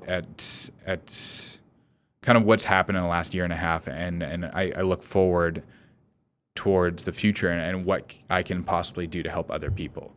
And I think that's part of the reason we talked about like nutrition and how it can be frustrating to deal with people who don't realize that they need to change. Yep. That's where that comes from me. Like, the fact that I know what it's like to lose someone, and I don't think people see that in a serious light. If someone who desperately needs to lose weight, someone who's diabetic, where your life actually depends on it. Or not even that, someone who's just eating poorly and slowly gaining weight. You are quite literally choosing to shorten your life. And you have to realize that. And it doesn't have to be through smoking. It doesn't have to be through alcohol. It doesn't have to be through drugs. It can be through food. It can be through these things that are socially accepted. Yep. you are choosing, and it's your choice, you are choosing to end your life prematurely. So when I see, when someone comes into the gym and gets a starter pack, and a starter pack at Good Life is like a short, either 4 or 7 sessions they set up with a trainer, and then they figure out whether or not they want to go long-term training with that trainer. When someone comes in for that, and then they leave saying, "Nah, I'm good." And I've had that before. Oh yeah, me too. I've had doctors come in who are severely obese and diabetic and have kids and that are not even teenagers yet. And I've had that serious conversation with them. I'm like, listen, if you want to, I'm dead serious, like deadpan serious. Mm-hmm. If you want to live to see your kids graduate, this is what needs to start happening. Never saw them again. Yeah. And that's it. And that's the sad part about it, is that people know. And that, and I don't take it personally, but at the same time, that hurts me. Oh yeah. Because it's like, why? But you did as much as you could. You brought as much as you could to the table. Like that is, I don't want to say like shock value, but you said exactly what you could say. You and yes, they might even be like, this person's trying to scare me into buying more training, blah blah blah blah blah. And I think that example I gave of that doctor, like that's a real example that I had probably about a year ago. Mm-hmm. And I had to talk to our boss later on just to calm down, because I was so riled up from it. Mm-hmm. Riled. That I needed someone to calm down, because I just didn't understand. I didn't get it. And then that's the first moment. The first moment in my job as a trainer. It's bad luck to cheers and not drink. Always remember that, people at home. Yes, it is bad luck to true. cheers and not drink. But sounds super. That was the first moment as a personal trainer with that doctor, and having to calm down after that. I realized you can't force someone to change. No. And we talked about this already, but you can't. And it's unfortunate, and you can try to force and push, but the more you force and push, the more they force and push back against you. You can lead a horse to water, but you can't make it drink? Yeah. Right. Is it a horse? Yeah. Or was it some other animal? I think that, I don't know. It might have been a horse or a camel, either one. Either one works, I think, yeah. You can change yourself, but you can't change others. It's interesting, and I think I forget sometimes, because as someone who's so self-motivated, I'd say, and I don't even know about developed. Like, you're developed in the sense that you're trying to progress yourself. Always in a better, like, you're in self-development. Yeah, there's always something more I can be doing. That's the thing. Like, in terms of everything, in terms of being a trainer, in terms of knowledge, and especially when I became personal trainer, was that such a rude awakening to realize how little did I actually know about working out and exercise. I think almost anybody who gets into the industry is so overwhelmed by, like, just how much can go into it when you really get going, right? Like, I feel the exact same way. I was like, you don't know how much you don't know. Yeah. Right? Yeah. So just from a personal training fitness standpoint, it's like, okay, once you get into it, you think you might know, I know how to do, supersets and giant sets and pair exercises together. And I could do push-pull exercise, whatever it is, right? Mm-hmm. And then you dig deeper into it, and you're like, there's so much more that comes into play. Yeah. Right? Do you have injuries or things that you're trying to overcompensate? There's just so much that goes into it. Sure. Yeah, 100%. And so I say this to people who want to change, but feel like they can't, is that anyone who's working out and trying, or anyone who's doing any sort of fitness, anyone that's doing anything to try to better themselves is constantly pushing themselves out of their own comfort zone. Yep. So until you're willing to push yourself outside your comfort zone, you're going to eventually hit a wall. Yep. Right? And that is exercise in itself. And when you become comfortable with what you're doing, and that's great, that means you're comfortable doing, and you become almost a professional in that sense. Say I do a bench press every day, and I don't know how to do a bench press, or push-ups. I can't do a push-up, and I do them every day until I can actually get a push-up right. Yep. I've become comfortable with doing push-ups. You have to find a way to make yourself uncomfortable again in order to progress yourself. Otherwise, you're just going to become stagnant. And I feel as though that's almost our job from the training standpoint, or what our position is in that field is. We're the person. So here's the line is in the middle. We're on the right side of the line, and that's the uncomfortable area, right? Yeah. Where the person goes to get uncomfortable, but that's where progress is, right? In the gym aspect, right? In their body, whatever it is that they're trying to achieve. They're on the left side of the line, and this is like joy, happiness, comfortable. I'm doing whatever I want. I'm having a good time. Mm-hmm. Right on, right? Our job as a trainer, or our job in that what's area next? is to be on the right side of the line. Just, nudging them over. Come on. A little bit more. Yeah, a little bit more. All right. They find the courage, because that's what it takes. Courage to change your life, to get uncomfortable, to sacrifice immediate gratification for, future gratification. Yeah. So we're on the other side of the line. Yeah, come on. It's all right. Yeah. Be fine. You'll be all right. You'll be good. Get them over the line. Awesome. Now there's another line to cross, and we're on the other side of that. There's always a line to right? be crossed. There's always a goal to be met. Mm-hmm. Like that, the fact when there isn't is a problem, Mm-hmm. right? And I have so many goals I want to hit constantly, and sometimes and failure is part of that process too. But you learn a lot from failure as well. I mean, I gained 25 pounds when I was off for surgery. Yeah. And I just last week lost those 25 pounds finally. Which, attaboy, by the way. 6 months just to get back to where I was 6 months ago. But you did it. Yeah, and so now it's like, what's next, right? Mm-hmm. But like every day, and I feel like a lot of my clients don't see this, and they're like, oh, you lost 25 pounds, you're looking great, that's awesome. Like, I wish I could do the same. I'm like, you can, you really, you can. Like, you just don't want to do it. You don't want to do it. You got to realize, like, I'm willing, and this is how I've been for the last 8 years. I'm willing to come in the gym 7 days a week. Mm-hmm. I'm willing. Do you think when I wake up in the morning at 5 a.m. that I want to go sit on that bike for an hour when I get to the gym? No, I do not. In fact, the first 10 minutes on the bike are absolute hell. I hate it. 10 minute. The Yeah. 10-minute Once you get there, you're like, all right, I'm But then, already in it but to then win it's it. like, hey, that first little bit's done. That little chunk is done, and then the next 10 minutes not so bad. And then I start to get tired. I'm like, hey, let's push through this. And you push through that, and you get that. And I wish I could explain how it feels, and I feel like you can't. Because you just need to experience what a runner's high is. And the runner's high doesn't necessarily pertain to just running. It's just, I guess that's where it came from. Yeah. I get it on the bike, or you can get it, you get it from working out or whatever. It's just that kind of like little bit, like when you're exhausted and you push a little bit more to the point where you can just feel like you can just keep going. Yeah. And I get that on the bike, and I can almost time it to a T, and it's right around the 40-minute mark. Mm-hmm. That I get so exhausted, and I'm like, okay, I just got to push this next 5 minutes. Yeah. Got to get past my brain saying no, and then it's just home free from there. And the endorphins kick in, and you start feeling great, and it's just smooth sailing from that. It takes a lot of work and a lot of time. But that's just an example of like how you get outside your comfort zone. I'm like, yeah, you don't need to work out 7 days a week.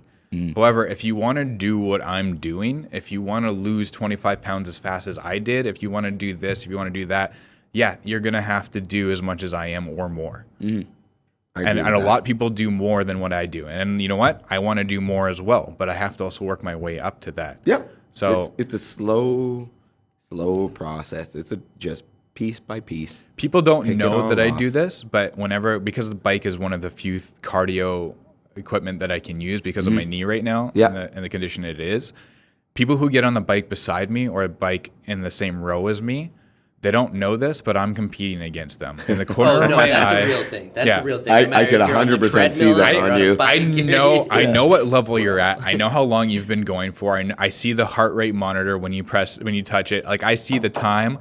You're getting off first, or I'm dying. Like that's a Will Smith saying, by the way. He says, It's like when you and me get on the treadmill, you're getting off first, or I'm going to die. I'd kill a lot of people. and like, let's not take that sound bite, but let's say on the treadmill, I spend 40 minutes on the treadmill running intervals and at high paces, and I see people running hard, and they're doing their job, but I go like, I'm the exact same way. It's not a competitive thing because this is me training, but I'm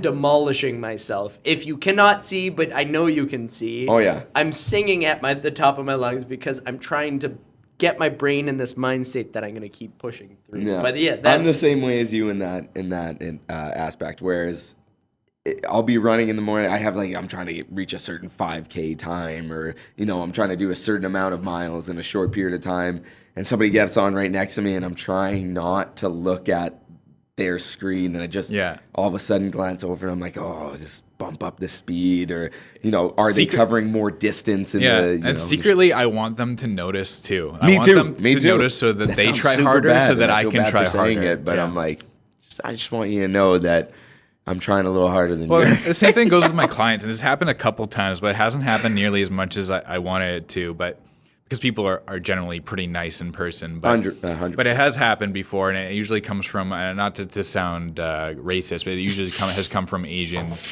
and who I get it. No, All right. No, I get it. People look at me and they're like, this guy's a personal trainer. I'm like, I'm not. He doesn't look like he's in the best shape of life. Yeah, like I have fat on my body. I have body fat. Right? Like I and then I show them pictures of where I came from, and like, this is how far I've come. They're like, oh wow, but like I still don't get, like, you're gonna train me, like you're gonna do this, like you can do these things, and I'm like, hey, let's have a little competition. What do you want me to do? And let's see who does more. Yeah. Hey, do you want to do push-ups? Let's see who does more push-ups. Okay. Yeah. Do you want to go on the bike? Let's see who goes longer on the bike. Because I'm more than willing to do that. Yeah. I may not I may not always look it, but the knowledge and the fact that I'm functionally strong is still there. 100%. And then maybe that's me talking myself up a little bit, but it's true. But it's true. From a second party over here? Yeah, thank 100%. You. As someone who works with me every day. Yeah, exactly. I see you work out every day. I see what you do in the gym. Yeah. And obviously, when people who notice that, and I don't even take it, I always smile, like, because it's, you know what? Because it just reminds me of, like, hey, you know what? If you don't think, like, if they see someone who's super jacked in the gym or whatever, and they compare me to them, I'm like, good. Imagine how much further I can go now. Mm-hmm. If I can still do what I can right now, and I look like this, imagine how much further I can go. Yep, exactly. So you have no excuse. You're like if I halfway have throughout no the journey right now. Yeah. You're halfway throughout the journey right now. To go back, to bring it back to what you said before about David Goggins, right? Yeah. He's never run a marathon before, and then he runs an ultra marathon, runs over 126 miles, I think it is. Correct me if I'm wrong, but like, he was in the middle of his transformation when it comes to, like, he was this, big, husky, 250, 60 pounder, big, beef head in the Navy, and then he's trying to do a ultra marathon, where it's no offense, but if you're 230, 50 pounds, you're not built to run 130 plus miles, right?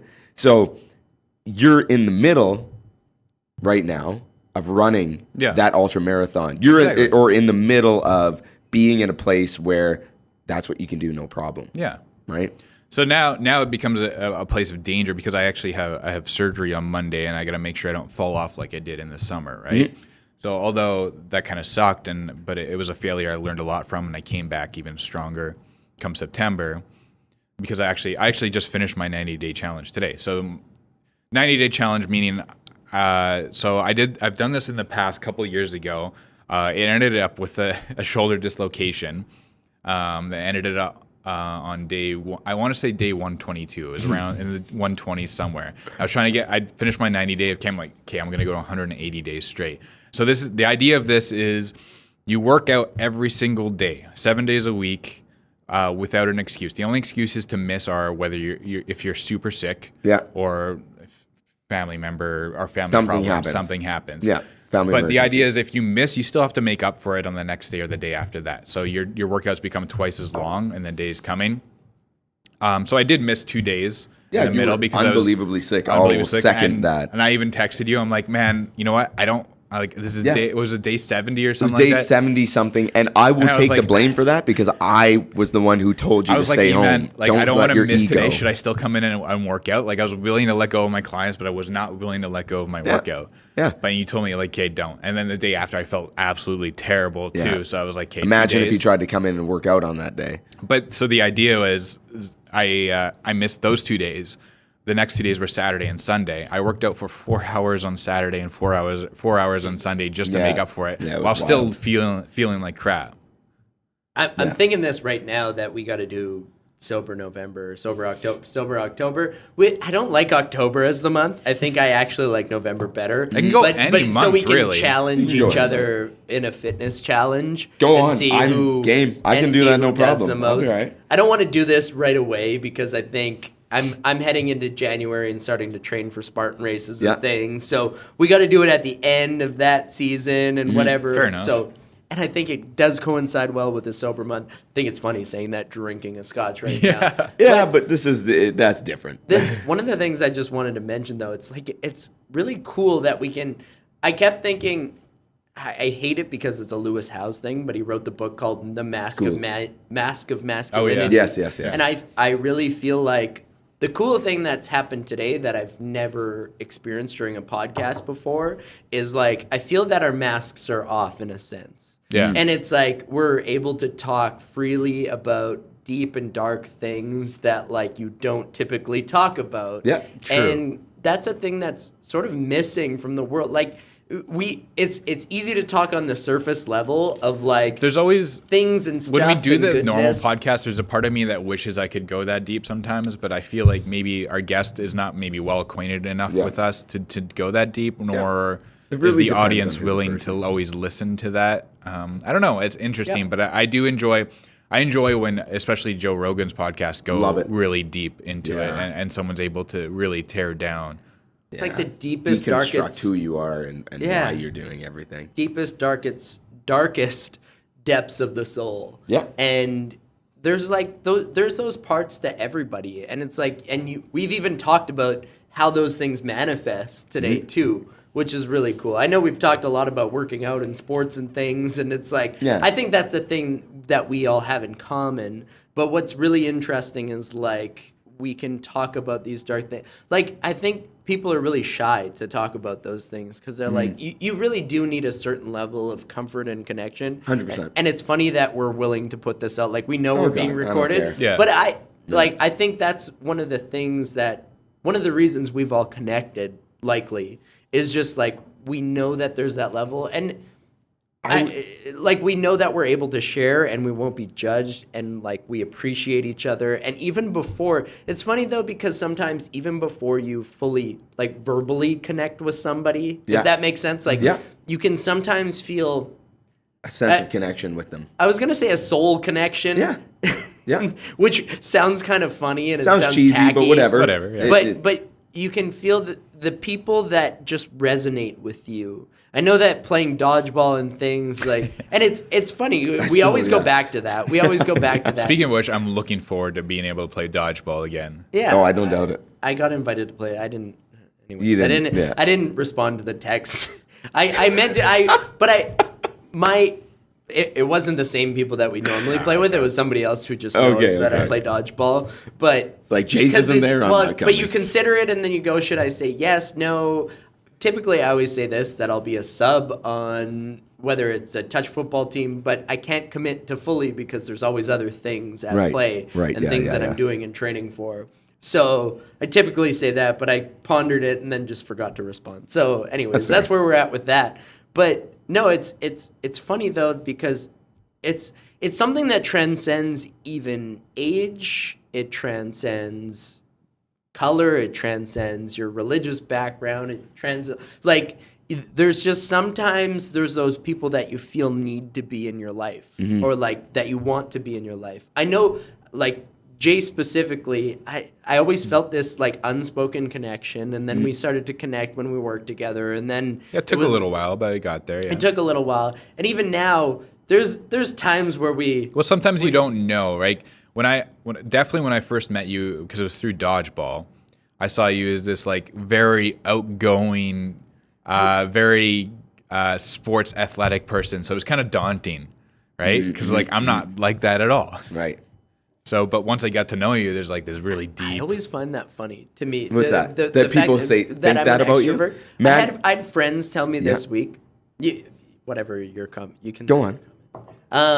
But I had friends this week, close friends of mine that I've never heard this from, that were like, "Yeah, he doesn't stop talking." Like he. I go, well, I was like, really? Like, own it. Own it. Own it. There you go. Yeah, I'll cheers to that. Own it.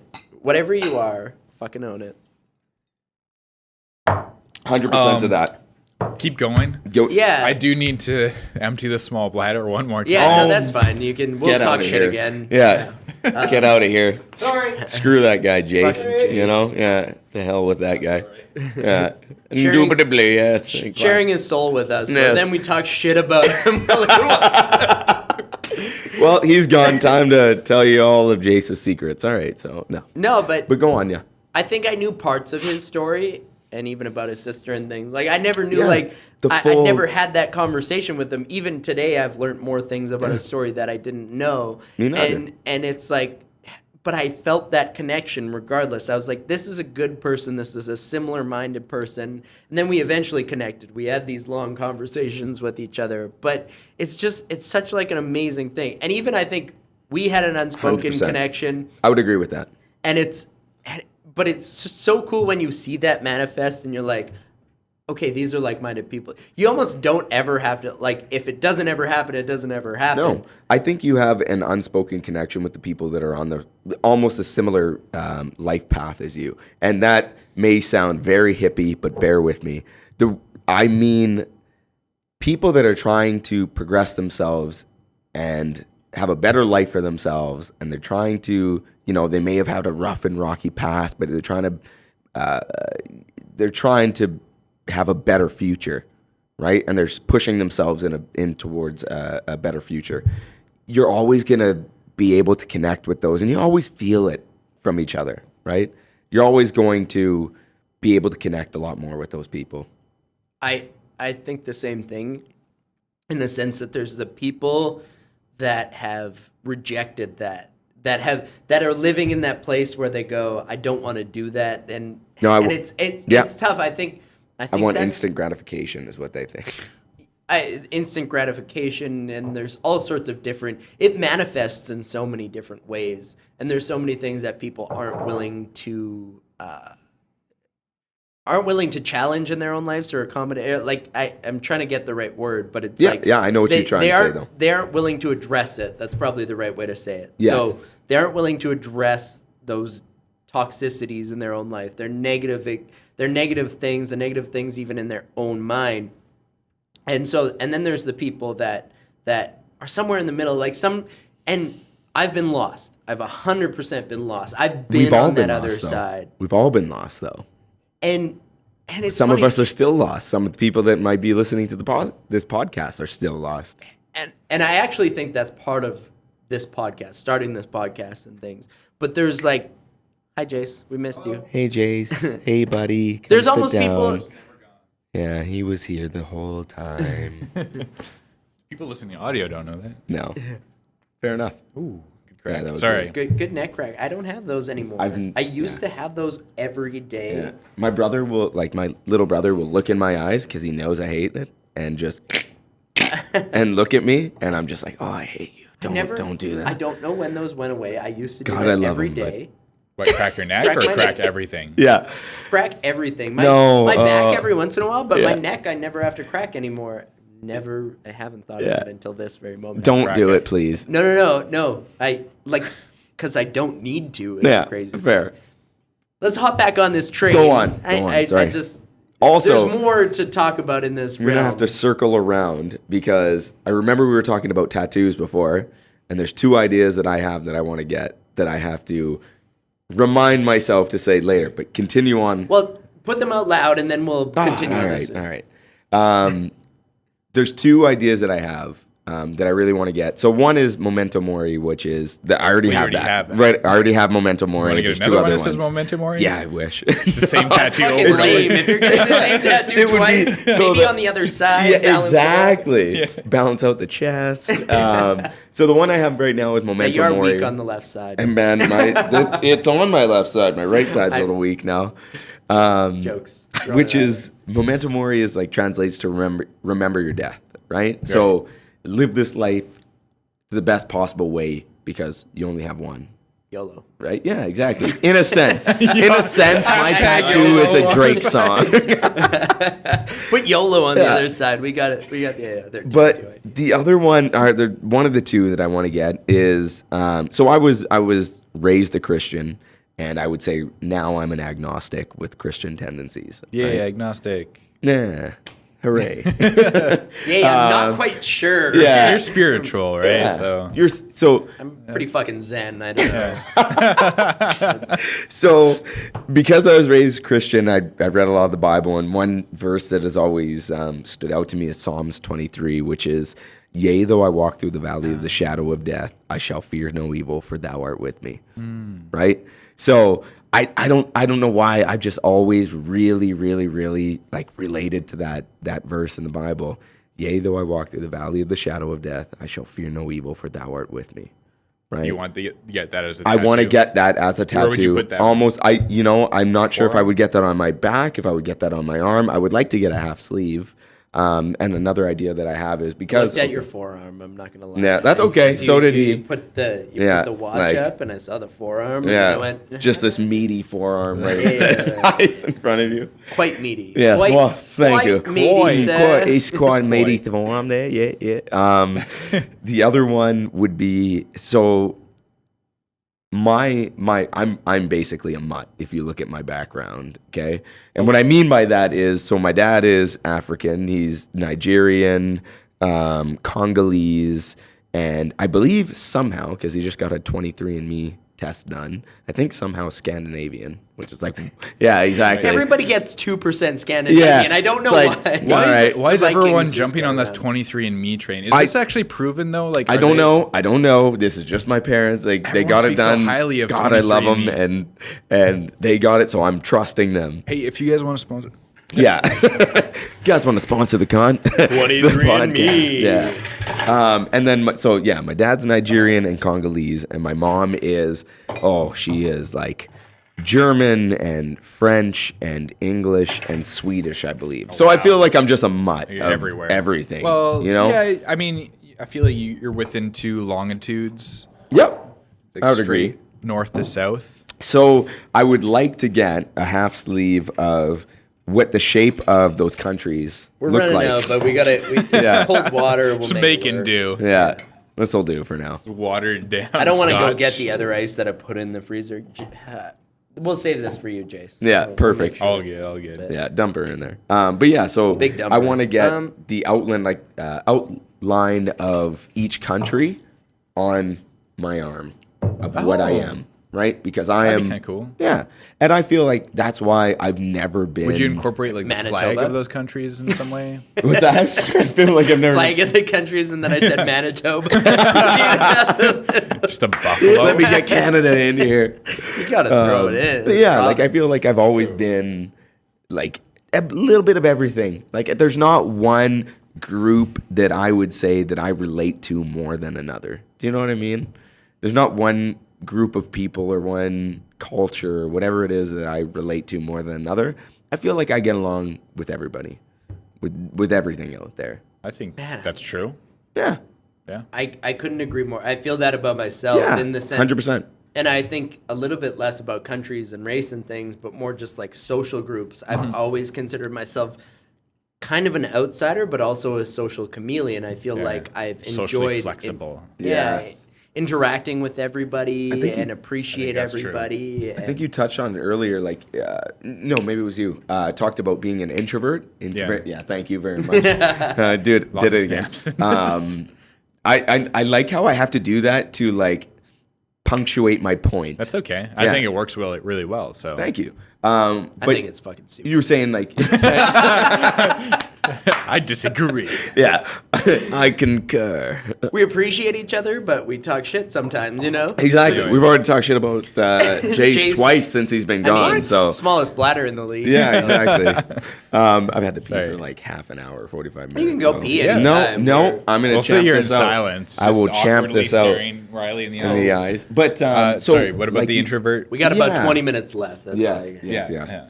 So, like Riley, I would say is you're an extrovert, right? Or This is go on. what, but this is what I was trying to He's touch on earlier. extrovertly introverted. So you're a functional introvert, is what I would say, or is you're an introvert with functional qualities? You'd be surprised at, in my youth, I would consider myself more of an extrovert, more of an honest extrovert. I could go into social situations, I'd do whatever I wanted. I think social conventions, to me, limit my ability to be my complete self. Yeah. I said that exactly right, and Yeah, it you kind of did. scares me. Thank you. But on that note. and so I break out of that from time to time. So when I tell you that I go sing Bohemian Rhapsody, and that's more me being me than the me that goes there and just orders a meal and whatever. And I almost feel that everybody has that to a level. Sure. But I I consciously try and tap into that. I think true extroverts are actually pretty rare. I agree, and I think the older I get, the more introverted that I become. I think that I'm primarily an introvert.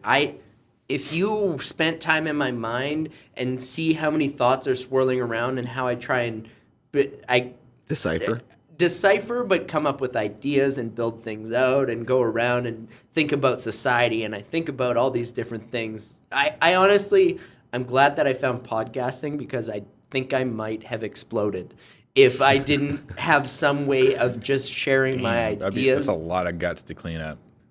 Are you saying I'm fat? That's very mean. Well, you've had one too many scotches today. Well, I guess since we've had you on, I look at the picture of me when unbelievable change. And that was already started my. It's the same with you, man. When you came back to the gym after your surgery. Thank you. I see. You were talking before we go on to what I was gonna say. It's funny how you call me out on that, and you were talking earlier about verbal tics. So last time in the podcast, I don't know if you noticed this or not. I listened to it again. Thank you. I said right a lot. But there's some things that you can't. Verbal tics. Now I have a bad thing. Snap tic that I keep bringing up. So thank you for calling me out on that. Last time that I was on the after your surgery, you know, you had came back to the gym and you'd gained a little bit of weight. Mm-hmm. I just wanted to say, from like a friend standpoint and a coworker standpoint, like how incredibly proud I was of you for pushing yourself to a position where you've lost the weight. You've put yourself in a better spot than you were when you came back, right? And to all of your clients that you have who have given you excuses that you were talking about before. Not all of them, but some of them. Yeah, for sure. How they'd making some excuses about, like, you know, I can't come to the gym so much, or I can't, I can't look after my diet or look at my diet so closely because I can't make the changes that you can do. Mm-hmm. Like, man, you did it right in front of them. It took time, but it was consistency. Yeah. Right? Yeah, no, that's true. That is 100% true. And to the people who say they can't, like, I'm really no different than you. No, not at all. There are days when I want to have that full pizza. You guys look a little different. I'm not gonna lie. Go on. Go on. You said, why did you say you're no different? Then no, I'm no different than I'd say, like, in terms of from last time that we did the podcast. I mean, that yeah, I was gonna say, it's just in my ability to do anything, really. Like, all it was is a decision that I wasn't gonna let what happened while I was out from surgery keep happening. Exactly. That's all. That's it. That's really it. Don't worry about it. I mean, we could just share this too. Exactly. That's what I was getting at. Yeah. We're brothers. Blood brothers. But this is just the beginning. Shit. This is just the beginning too. Like, I would like to continue on to 180 days Like, that being said, kind of impossible when I go in for knee surgery. Yeah, Monday. exactly. Unfortunately, my friend, it's not looking in the cards Well, for you we'll right we'll now. see. We'll see how long that puts me out for. Yeah. Like, it's not. I don't think it's gonna be 3 months this time, or No, I even don't a think so month. either. It's gonna be maybe a week, I think, and I'll be back where I was, and I can start maybe a new 90-day challenge then, rather than doing 180 days. Yep. Because if I look at it that way, then it just becomes a failure. Like, oh shit, I can't do 180 days. May as well just give up. Uh-oh. You may as well put some in there. Fuck your 180-day challenge that you keep talking about. I know you're excited about it. Good. Always day. excited about it. And I know to those who say that, but then isn't overtraining a thing? Yeah, it definitely is. But Structure your if you- training in a way in which that you can do 180 Right. days in a row. And All right, I know you're- we love the fucking gym, but you're talking- let's talk about something. Okay, Yeah, fair I'm enough. sorry. I'm sorry. So Josh brought it up. That's a problem you're gonna have when you have two personal Two trainers, in a trainers. room But together. that's the thing. And then I talk about sports. I talk about football. I'm we have right that in guy. there I with know. you. and We then were supposed to talk about life. relationships. We never got around to that. Yeah. Go on. But You know what? before we do about that, Yep. in terms of, we talked about this on the podcast before, so this won't take any time at all. Sure, Jayse, I believe it. Yeah. Push Bless your heart. Project. Yes. Bless his Josh and heart. I actually started filming yesterday for the first time for Push Project. It's been a kind of over 6 month thing that we've been trying to you. do. Thank I you. wanted to do it in the background Yeah. so that it didn't overwhelm the We actually thing. got some good footage No, that's yesterday, awesome. so I'm Yeah. gonna start putting it together on my time off, and hopefully something good will come of it, and I can share it with Be the Change as well. Yeah. And I really like what it represents too. Yeah. Really like what Well, it represents. good job, you. the thing that it's like let's all benefit each other. Let's all. Let's all push each other. Push project. Let's all be to the there. change. But I think it's like what I realized. Warm It's now. even in a message that I shared yesterday. But it's sometimes you have that feeling of like jealousy, or somebody might be trying to use you for something or whatever. And Yeah, then yeah, I'm yeah. like, you know what? And actually, this is a Joe Rogan thing for sure. It's just water. Yeah, but it's cold water. It's good. Exactly. I'm sorry. It's okay. But Go on. it's mostly a Joe Rogan thing where he says that sense of competition, just in some senses, just give that up. Yes, when you are playing football against, you can't give that up because you're just not. It's it part, doesn't. it's ingrained in the thing. Yep. But why not lift each other up? Why not give a hand up to people? True. And so I had somebody ask me a question, and I went, well, what's their motives? And then I went, fuck this. Like, why am I thinking this way? What's the mentality? It's the mentality of not having enough to have abundance to, what's the other side of abundance? Like lack. Yeah. Like just not having any. And it's like, yeah, I could be jealous of this person because I kind of understand what they're looking to do. Anyways, all that's to say is like, help each other, bring each other up.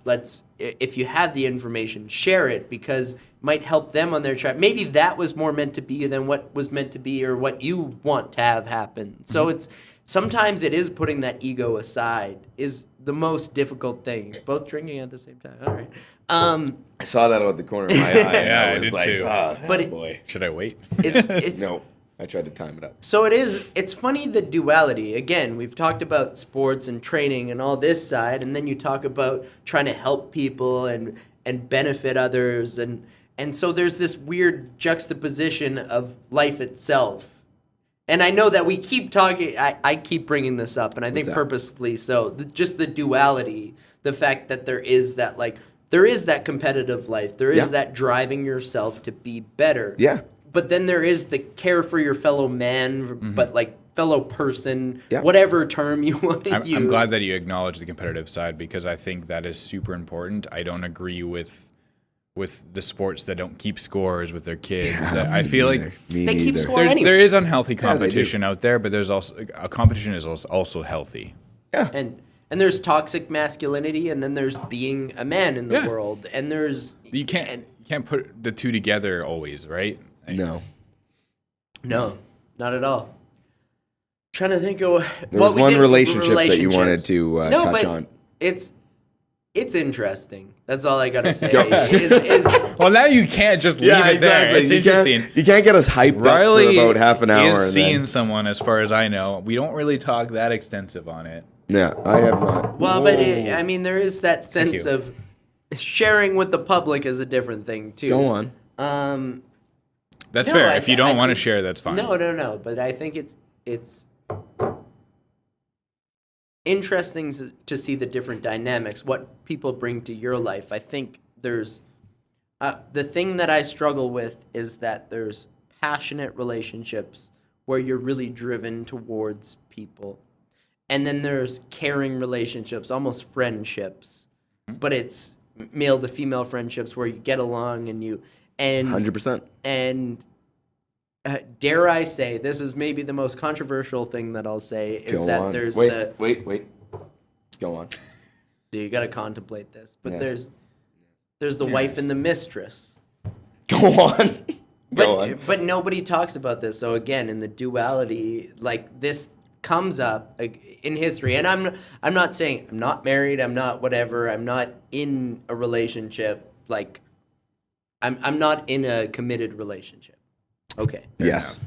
So there's the wife and the mistress, and there's the hierarchy, there's the relationship oriented, there's the person that accepts you completely for who you are, and there's the person that brings you up in society. And how do you juggle that, and how do you find the person that's like the middle ground of that? And I think that's the thing that I struggle with, and that's the thing people don't acknowledge is even throughout history you've had presidents with the hierarchical. We talk about Bill Clinton. Yeah. It seems like the obvious one. He has Hillary Clinton, where that's the one where they built themselves up together. They both ran for president. Snap. Oh, snap. Yeah, got something to I say. have to punctuate your point. Thank you. Sorry. Interesting, because I think if anyone to speak on the whole relationship side of things, probably Josh is probably the most well equipped out of the three of us to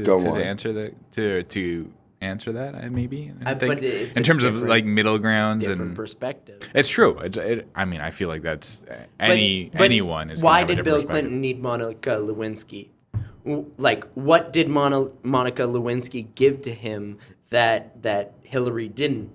And it was the one that accepts him for himself. Youth, beauty, whatever, and it's like there's that side of things, and then there's the hierarchical, like get you to the next, like we're gonna form this partnership to get to this, and that's happened throughout history. If you look at Game of Thrones, if you actually break down Game of Thrones, you get. I don't think Game of Thrones is history, though. It's a representation of history. Okay, then Last Kingdom, whatever it is, like there's I'm joking. Spartacus, like there's marriage, like there used to be arranged marriages. You used to pay a bride price, and that was who gave you status in society. Yes. And you would marry because she was the daughter of the next king, and that would create an would and that would bring you up. It wasn't out of love. It wasn't out of care. It wasn't out of the person that was accept you. Yeah. It was status. Yeah. You're right. And then there's the person that accepts you for you, and that might be like.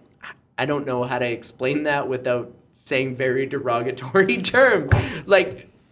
Well, in the sense that I'm rewatching Spartacus, and there's like the slave girl that would be there for you and blah blah blah, and that you'd have a relationship with.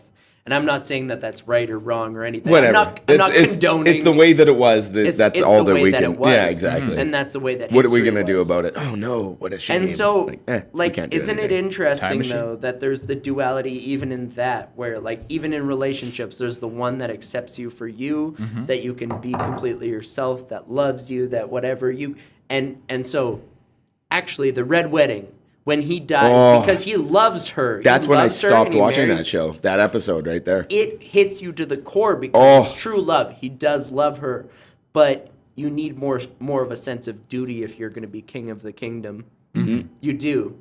And so what's the middle ground? And is there a middle ground, or do you have to choose? And is that, again, a reflection of the duality of life? And that's all I want to throw out there. In terms of relationships, and I've said this, I've had this conversation with partners and things before, but and I'm completely honest, to a fault. I think to a fault, because I think, how can you be anything different? How can you, the person I guess that speaks to me, but again, I do, because in certain relationships, it's like the person that fully accepts you, you can be fully honest. The person that like you might have to hide things. You might like Bill Clinton. He probably hid that from her as long as he could. Yeah. So how do you be both? How do you progress forward? I don't think you can. I know that's controversial. Nobody ever really talks about that. Mm-hmm. It's a funny thing, like, but there can be successful relationships. You can have care. I don't think that there's no wrong way. No, I don't think so either. I mean, treating people badly is wrong. Yes. Fair enough. Okay, there's one wrong way. Abuse is wrong. You have to also like look at history and the way we evolved. Are we meant, as a species, are we meant to be monogamous or polygamous? Monogamous or polygamous? Polygamous. Thank you. And that goes for both genders too. Like, are women supposed to be monogamous, or there's the things like I'm trying to, because we're on territory that's very controversial, right? And so you want to say the right things. You want to make sure to like mean what you say and say what you mean, and yeah. But it's so in terms of genders, we're raised in different ways, and also like you look at the evolution of things, and you look at women as like they have more invested in any relationship in a sense, because like they have to carry a child for 9 months to term, have that child, and then typically the mother's been the caregiver. Throughout history, even today, typically the mother is a caregiver.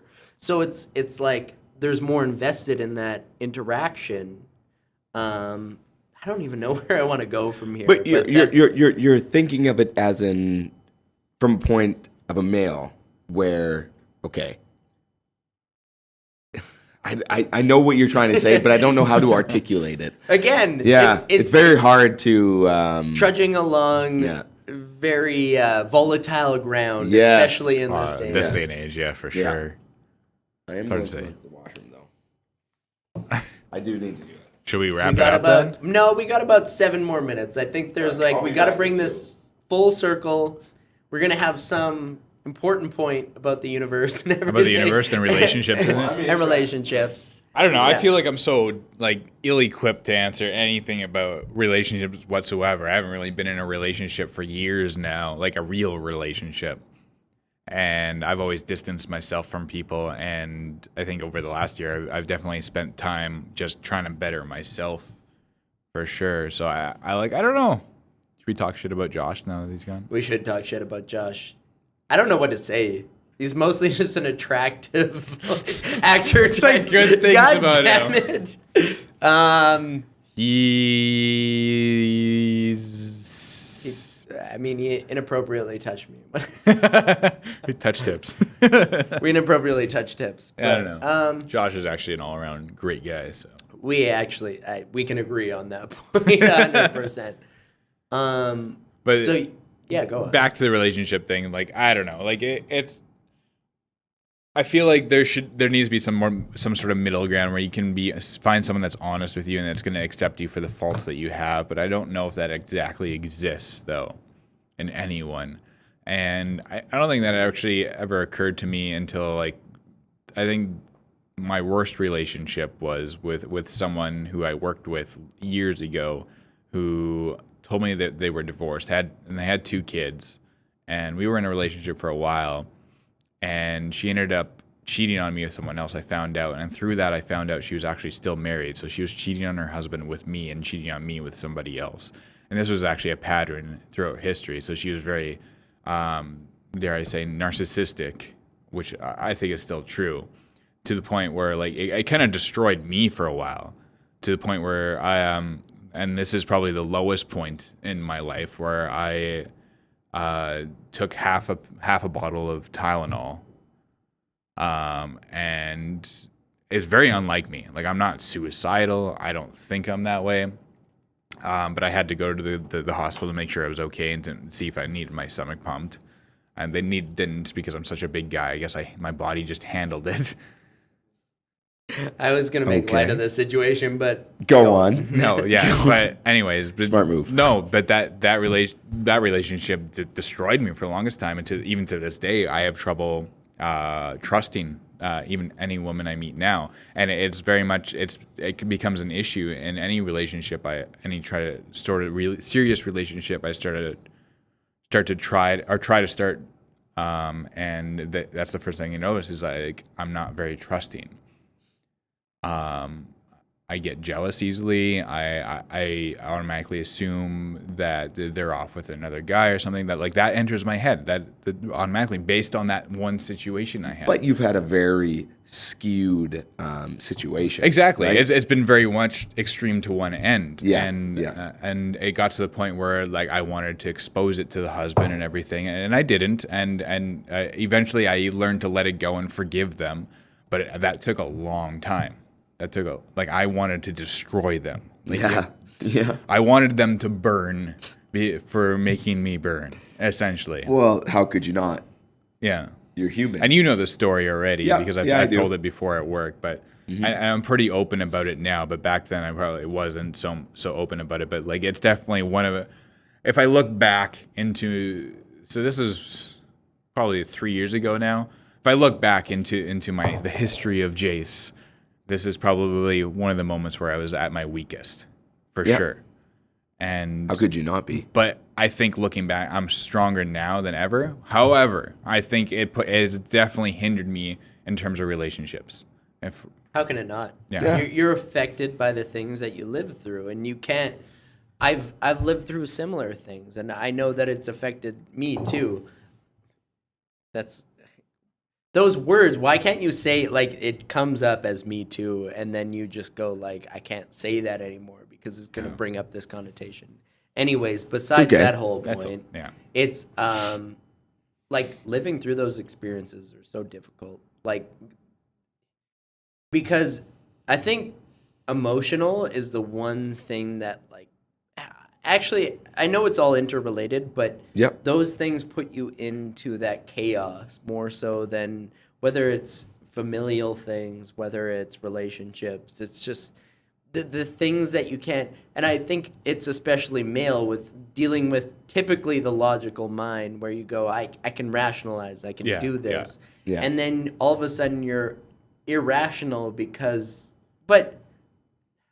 and so typically we say that, or stereotypically might be the right word, is that women tend to be towards the emotional side, whereas men are towards the logical side. Is that? I don't think that's always true, though. It's not always true. I completely agree. No, it's just not always true. It's just the majority. It's true. It's just the stereotype. Yeah. Right.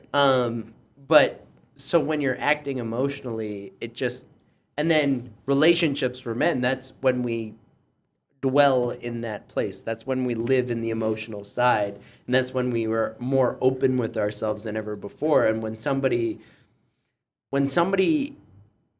cheats or somebody like that affects us, and then like I don't know, and I know it's the same with females too, that if somebody cheats, somebody treats you badly in whatever way, that you wear that with you for the rest of your life. Like you can't necessarily escape that. You can make peace with it.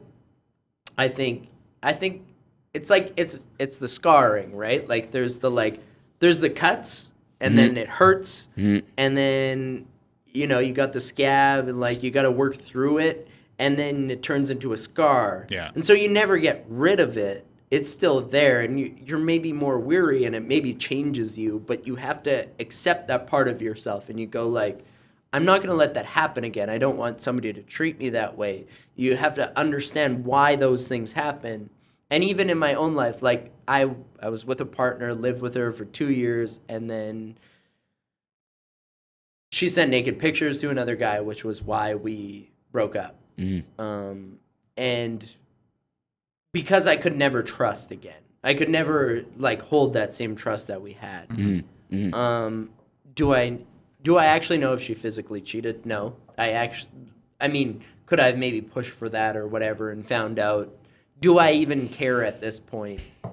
Maybe like if I knew, then yes it might no. change my. It's yes and no. Yes and but no. It's it's really like, yeah, I have my suspicions, whatever. I understand what I put towards that to cause that.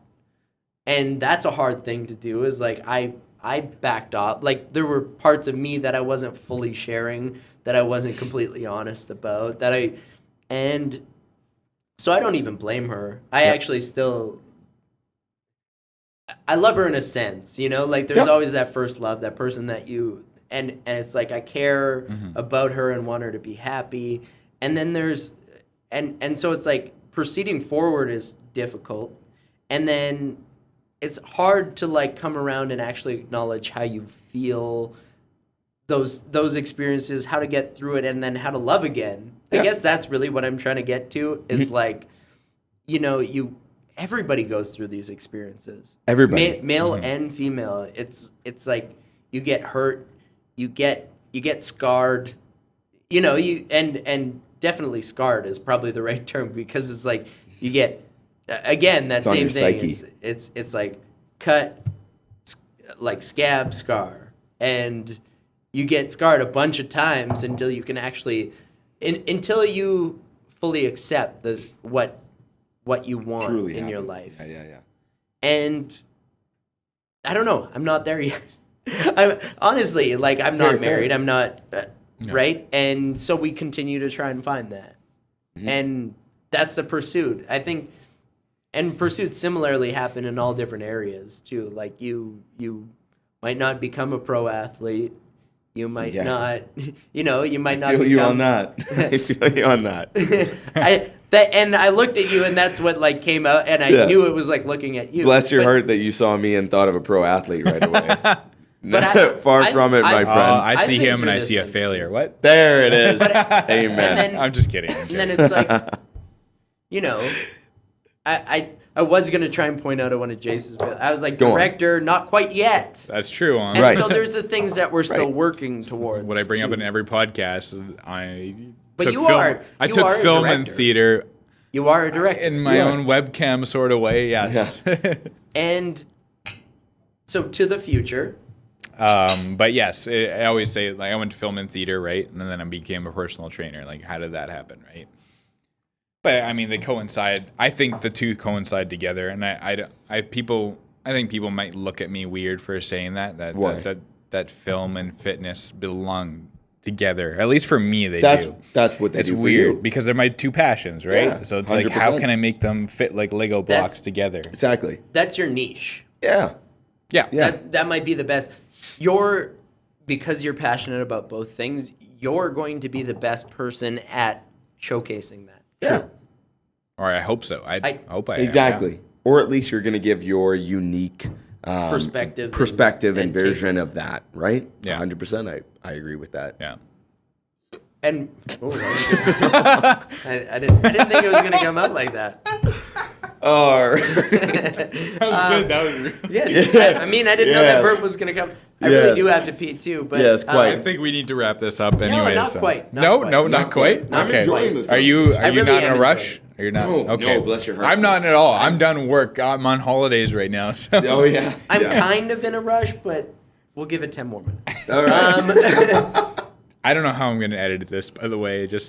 We don't. Yeah, you just let us know. I don't know if we need to. I don't know if we need to either. It's not really sections. It's been tangent after tangent. It's tangent after tangent. And that's the thing about this whole thing too, right? There wasn't meant to be a certain, you know, like, oh, let's follow this and let's do that and let's talk about this and let's do that. It's just like, hey, let's just talk. Yeah. Let's just celebrate the It's been a while since we've been able to do that, I think. So it's kind of nice. Even 100%. Personally, we haven't talked and to this extent. And it's weird to be like, alcohol is a social lubricant, is a conversational lubricant. You know what it does? In the sense, it just opens you up. You aren't as inhibited. That's exactly. And what I was hate going that to say. it has to be that way because again, going back to the social norms. Social norms, yeah. Yeah. You can't share that part of yourself. Well, but yeah. I feel that I can, and I feel that I do more of that now than ever before, and I'm more true to myself than ever before. But there's something about sitting around.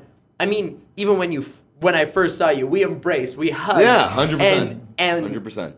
You know, it's just I don't want to call anybody out, but like, you just say even sometimes your own dad doesn't want to hug you.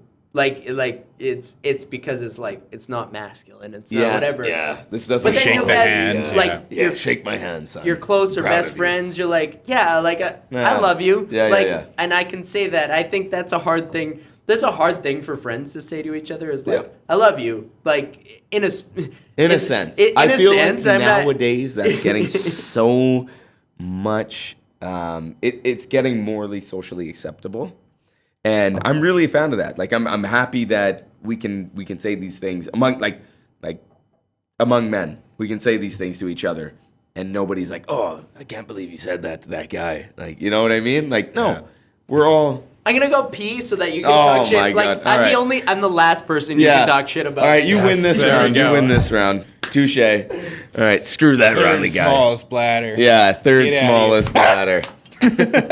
Surprise. Yeah.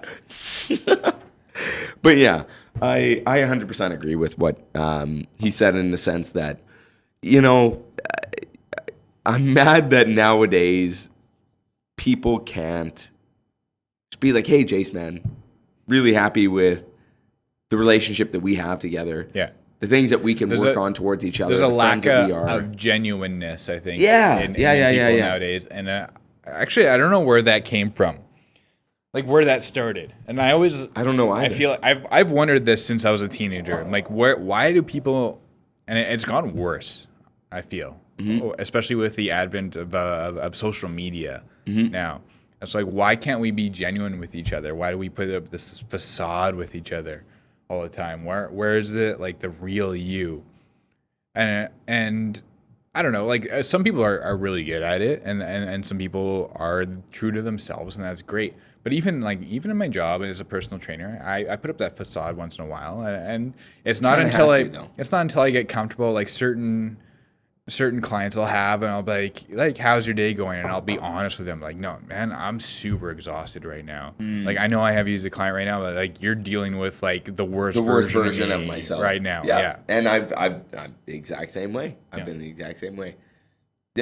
I feel like the only version of yourself that you can portray out to the world, or to your friends, to your family, to your clients, to whomever, is the truest version of yourself at that time, right? You're not having a good day. It's not the best version of yourself.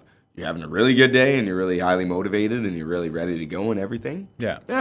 I'm on point today. We're going to deal with that. That's Surprise. very much like me today training. I was like on point. I was happy with everyone. I was like generally smiling. Yeah. I had a really great time with everyone who I spent, you know. Last night, not so much. I was super tired last night. Yeah.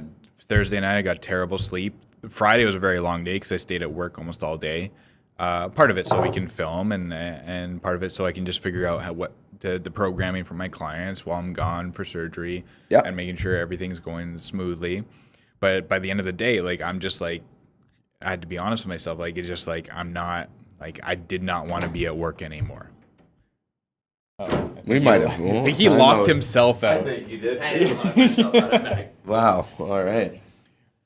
But like I still put on that facade. Yeah. I still pretended to smile and be like, yeah, no, I'm having a great day with those clients that are not so familiar with me, right? Yeah. Because I want to make sure they're still having the best experience that they're having, right? 100%. And I've always seen you as a trainer, and this is probably talking you up a little bit more than I'd like. But go on, please. As I've always seen you as a trainer as something to too much scotch to work towards. Because I always see you with your you. clients, even when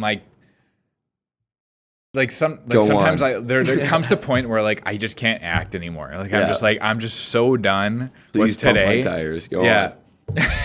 But then I see you've been here for 12 hours today and you're still smiling, and I'm like, how the fuck does they do it? How does he do it? How do I do that? How do I get to that level? Yeah. Because there's a certain point where it's just like I can't act anymore. Like I just can't do it anymore. Yeah. So it's just like I see that, and you do that very well. Either that, or you're just genuinely happy with everyone. Well, I get to do what I want to do. Yeah, for a job. That's true. Right? And it's the same with you. I think I forget that sometimes. Sometimes I get so caught up in being stressed out with people who are not happy with me, or maybe not happy with the results.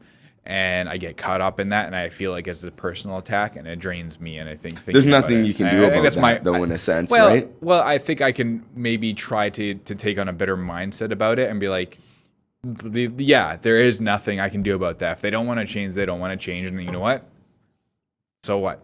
Then I got to move on, find the next client, and try to help them. Yep. Unfortunately, like you're not going to be able to help everyone, and I think that's part of my problem is that I do want to help everyone always. And I 100% agree with what it is that you're saying, and I've been in the same situation that you're in, right? Yeah. Well, and you've been doing this much longer than I have. So. Not that much longer. Only like 6 months. 2 years. Well, no. 6 months, a year year at the most. Anyways, I know exactly what you mean. Like you want to help as much everybody that you can to the fullest extent that you can. Sometimes, man, there's just people that you cannot help. They don't want to help themselves, right? And you know exactly what I'm trying to say as well. Because what you guys are trying to do here is help people push themselves to a point of bettering themselves and becoming a better version of themselves, right? And and just pushing forward and just being the change. You push, be the change. Well, it's always interesting, but more so, it's more so like people don't hear the conversation Riley and I have after usually every podcast and how the podcast went, and it's not always good. It's usually generally pretty well, but a lot of times too, we always talk about like, you know what, we came into the podcast today, both of us were like, yeah, I felt like little energy, like last night was not great, didn't get a great sleep when we come into this, and like, you know what. Having that person on was great. I needed to hear that. And I feel like rejuvenated from it. Yeah. We've had that conversation time and time again. And it just reminds us why we do this podcast. Yeah. And I think the thing is we connect with the people that we connect with. Like, and you can't force it. You can't. But I think the thing is we're so interested in people.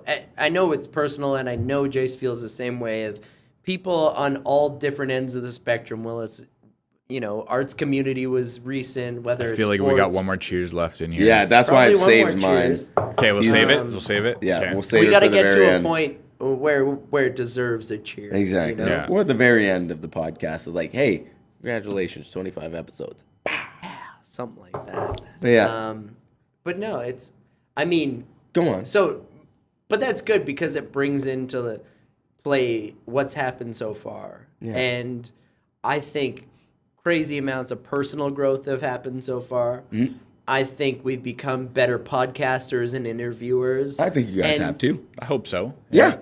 And we challenge ourselves all the time. I think that's and that's what you were speaking to is even after each podcast we go, why did I ask that? Why did we do that? And then it's like, oh, but then we listen to it back and it's, oh, it was good. Pretty good, yeah. Yeah. You know, it always seems to be we play it back in our expect. Heads. Yeah, where it's not as good as in our heads, but then when we actually listen to it, it's actually not that bad. Yeah. And then every once in a while, we feel that we have this amazing experience where we go, we told that person's story, right? We got to the deeper, darker parts of their soul. Like, and so that's come up a couple of times where it's been like somebody's been able to be very honest, and maybe not how they'd even be honest regularly with the people around. You know, we got them to open up, but it because those are the things that bond us and that everybody can relate to.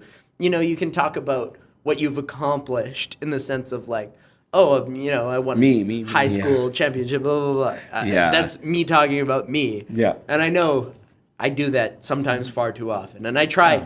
I don't think so. I think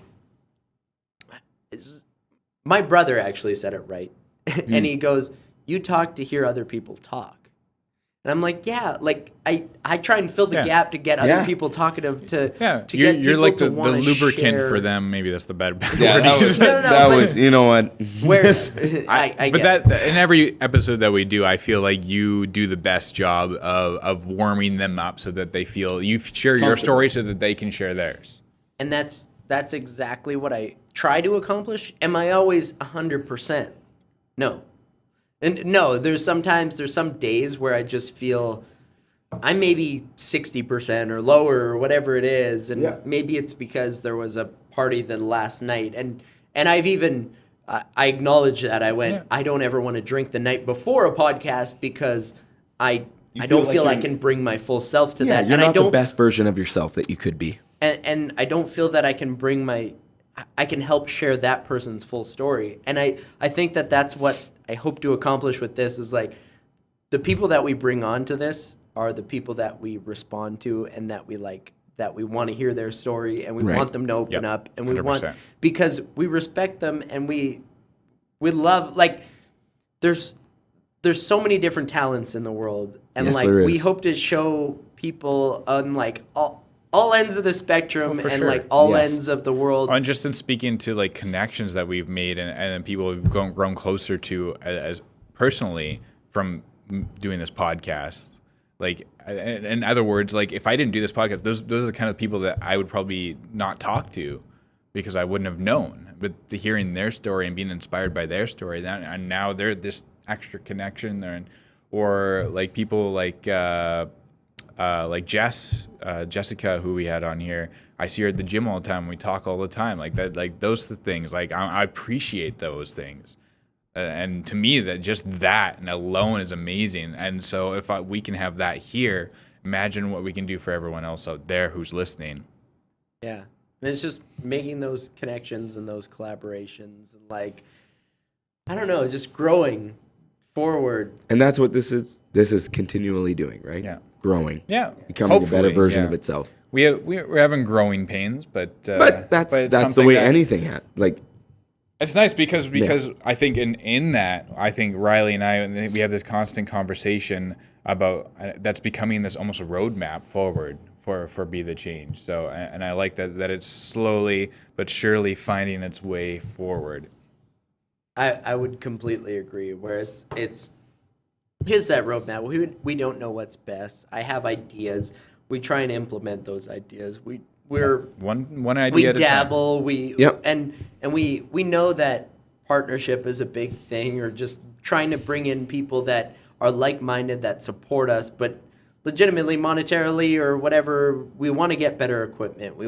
But we're still having these conversations. We're still bringing people on, and as long as we're doing that, we're doing our thing. It's like I thought about it recently where it's like, what do you want your legacy to be? And yes. legacy is such a loaded term. Mm-hmm. And but go on. I think it's also, I don't want to say it's a masculine term, but it comes up, I'm thinking of like Asian culture and things where it's like legacy and name and everything that plays very much a part of your life. There's a song that I like called Bushido, but that's like, anyways, that's Bushido is like the samurai killing themselves. Oh, right. Okay. Like, you know, the honor. Did not know that. Anyways, I don't know why that comes up when I think legacy, but that's going to be your next tattoo, isn't it?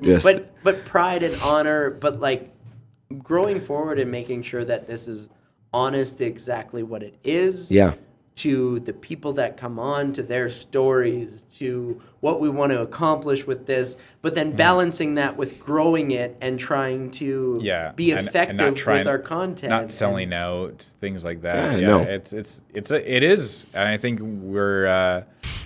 we've learned that the hard way is like it's a hard balance, like because we could very well sell out, right?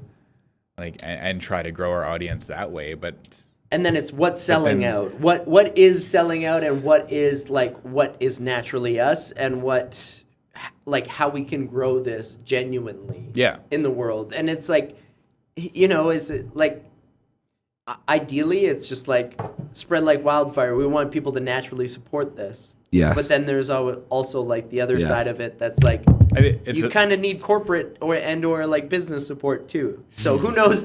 Especially after this conversation, who the fuck knows? I think it's walking a fine line, right? Because at the end of the day, we do need things like sponsors and we need people, like obviously financially we need something to keep supporting this in the long run. Like that is inevitable.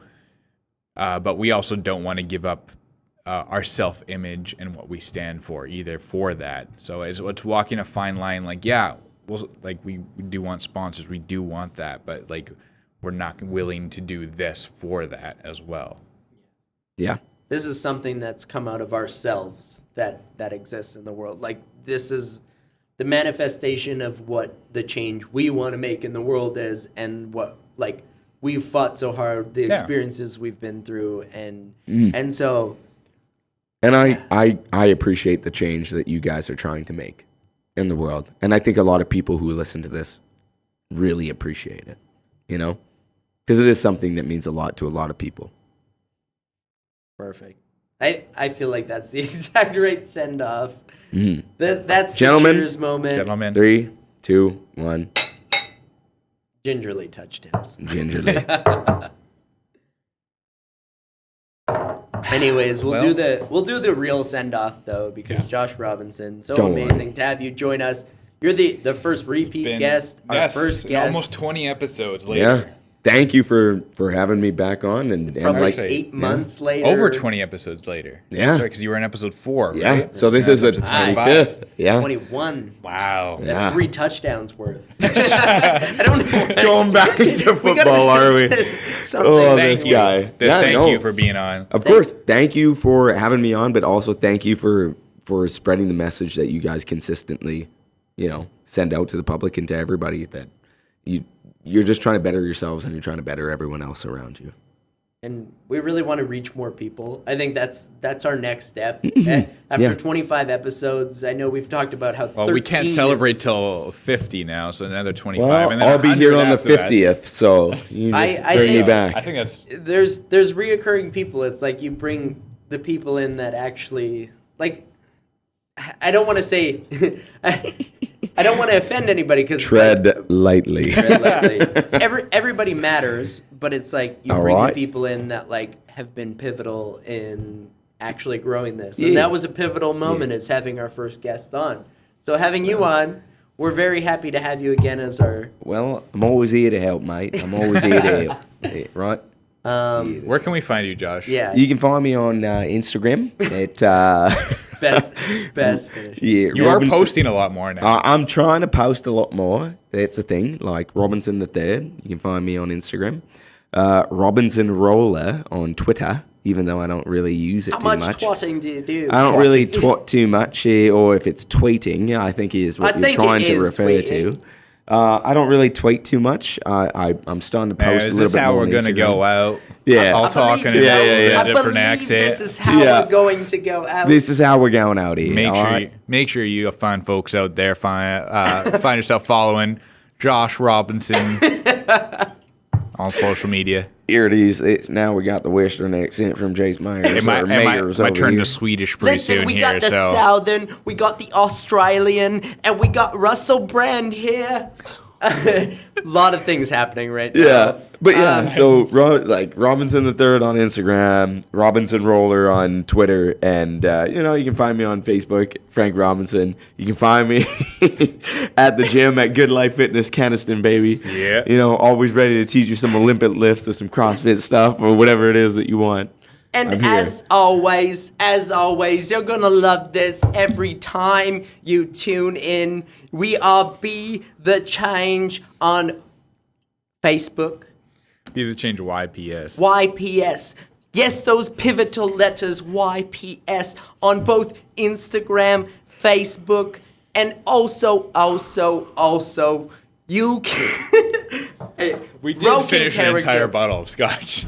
Well... Listen, people, it's okay. It's okay. Scotch is great. Introspective. We thought a lot. We talked a lot. A lot of things happened. If you have notes for us, hopefully it's mostly love, not hatred. We love. We hate hatred. But it's okay either way. You can email us at info@bethechangeYPS.com. All right, I'm going to go real voice again because I'm losing it a little bit. It's fair. It's all good. And so, Instagram, Facebook, email. Got it. Website, BeTheChangeYPS.com. Hair's going away. Boom, boom.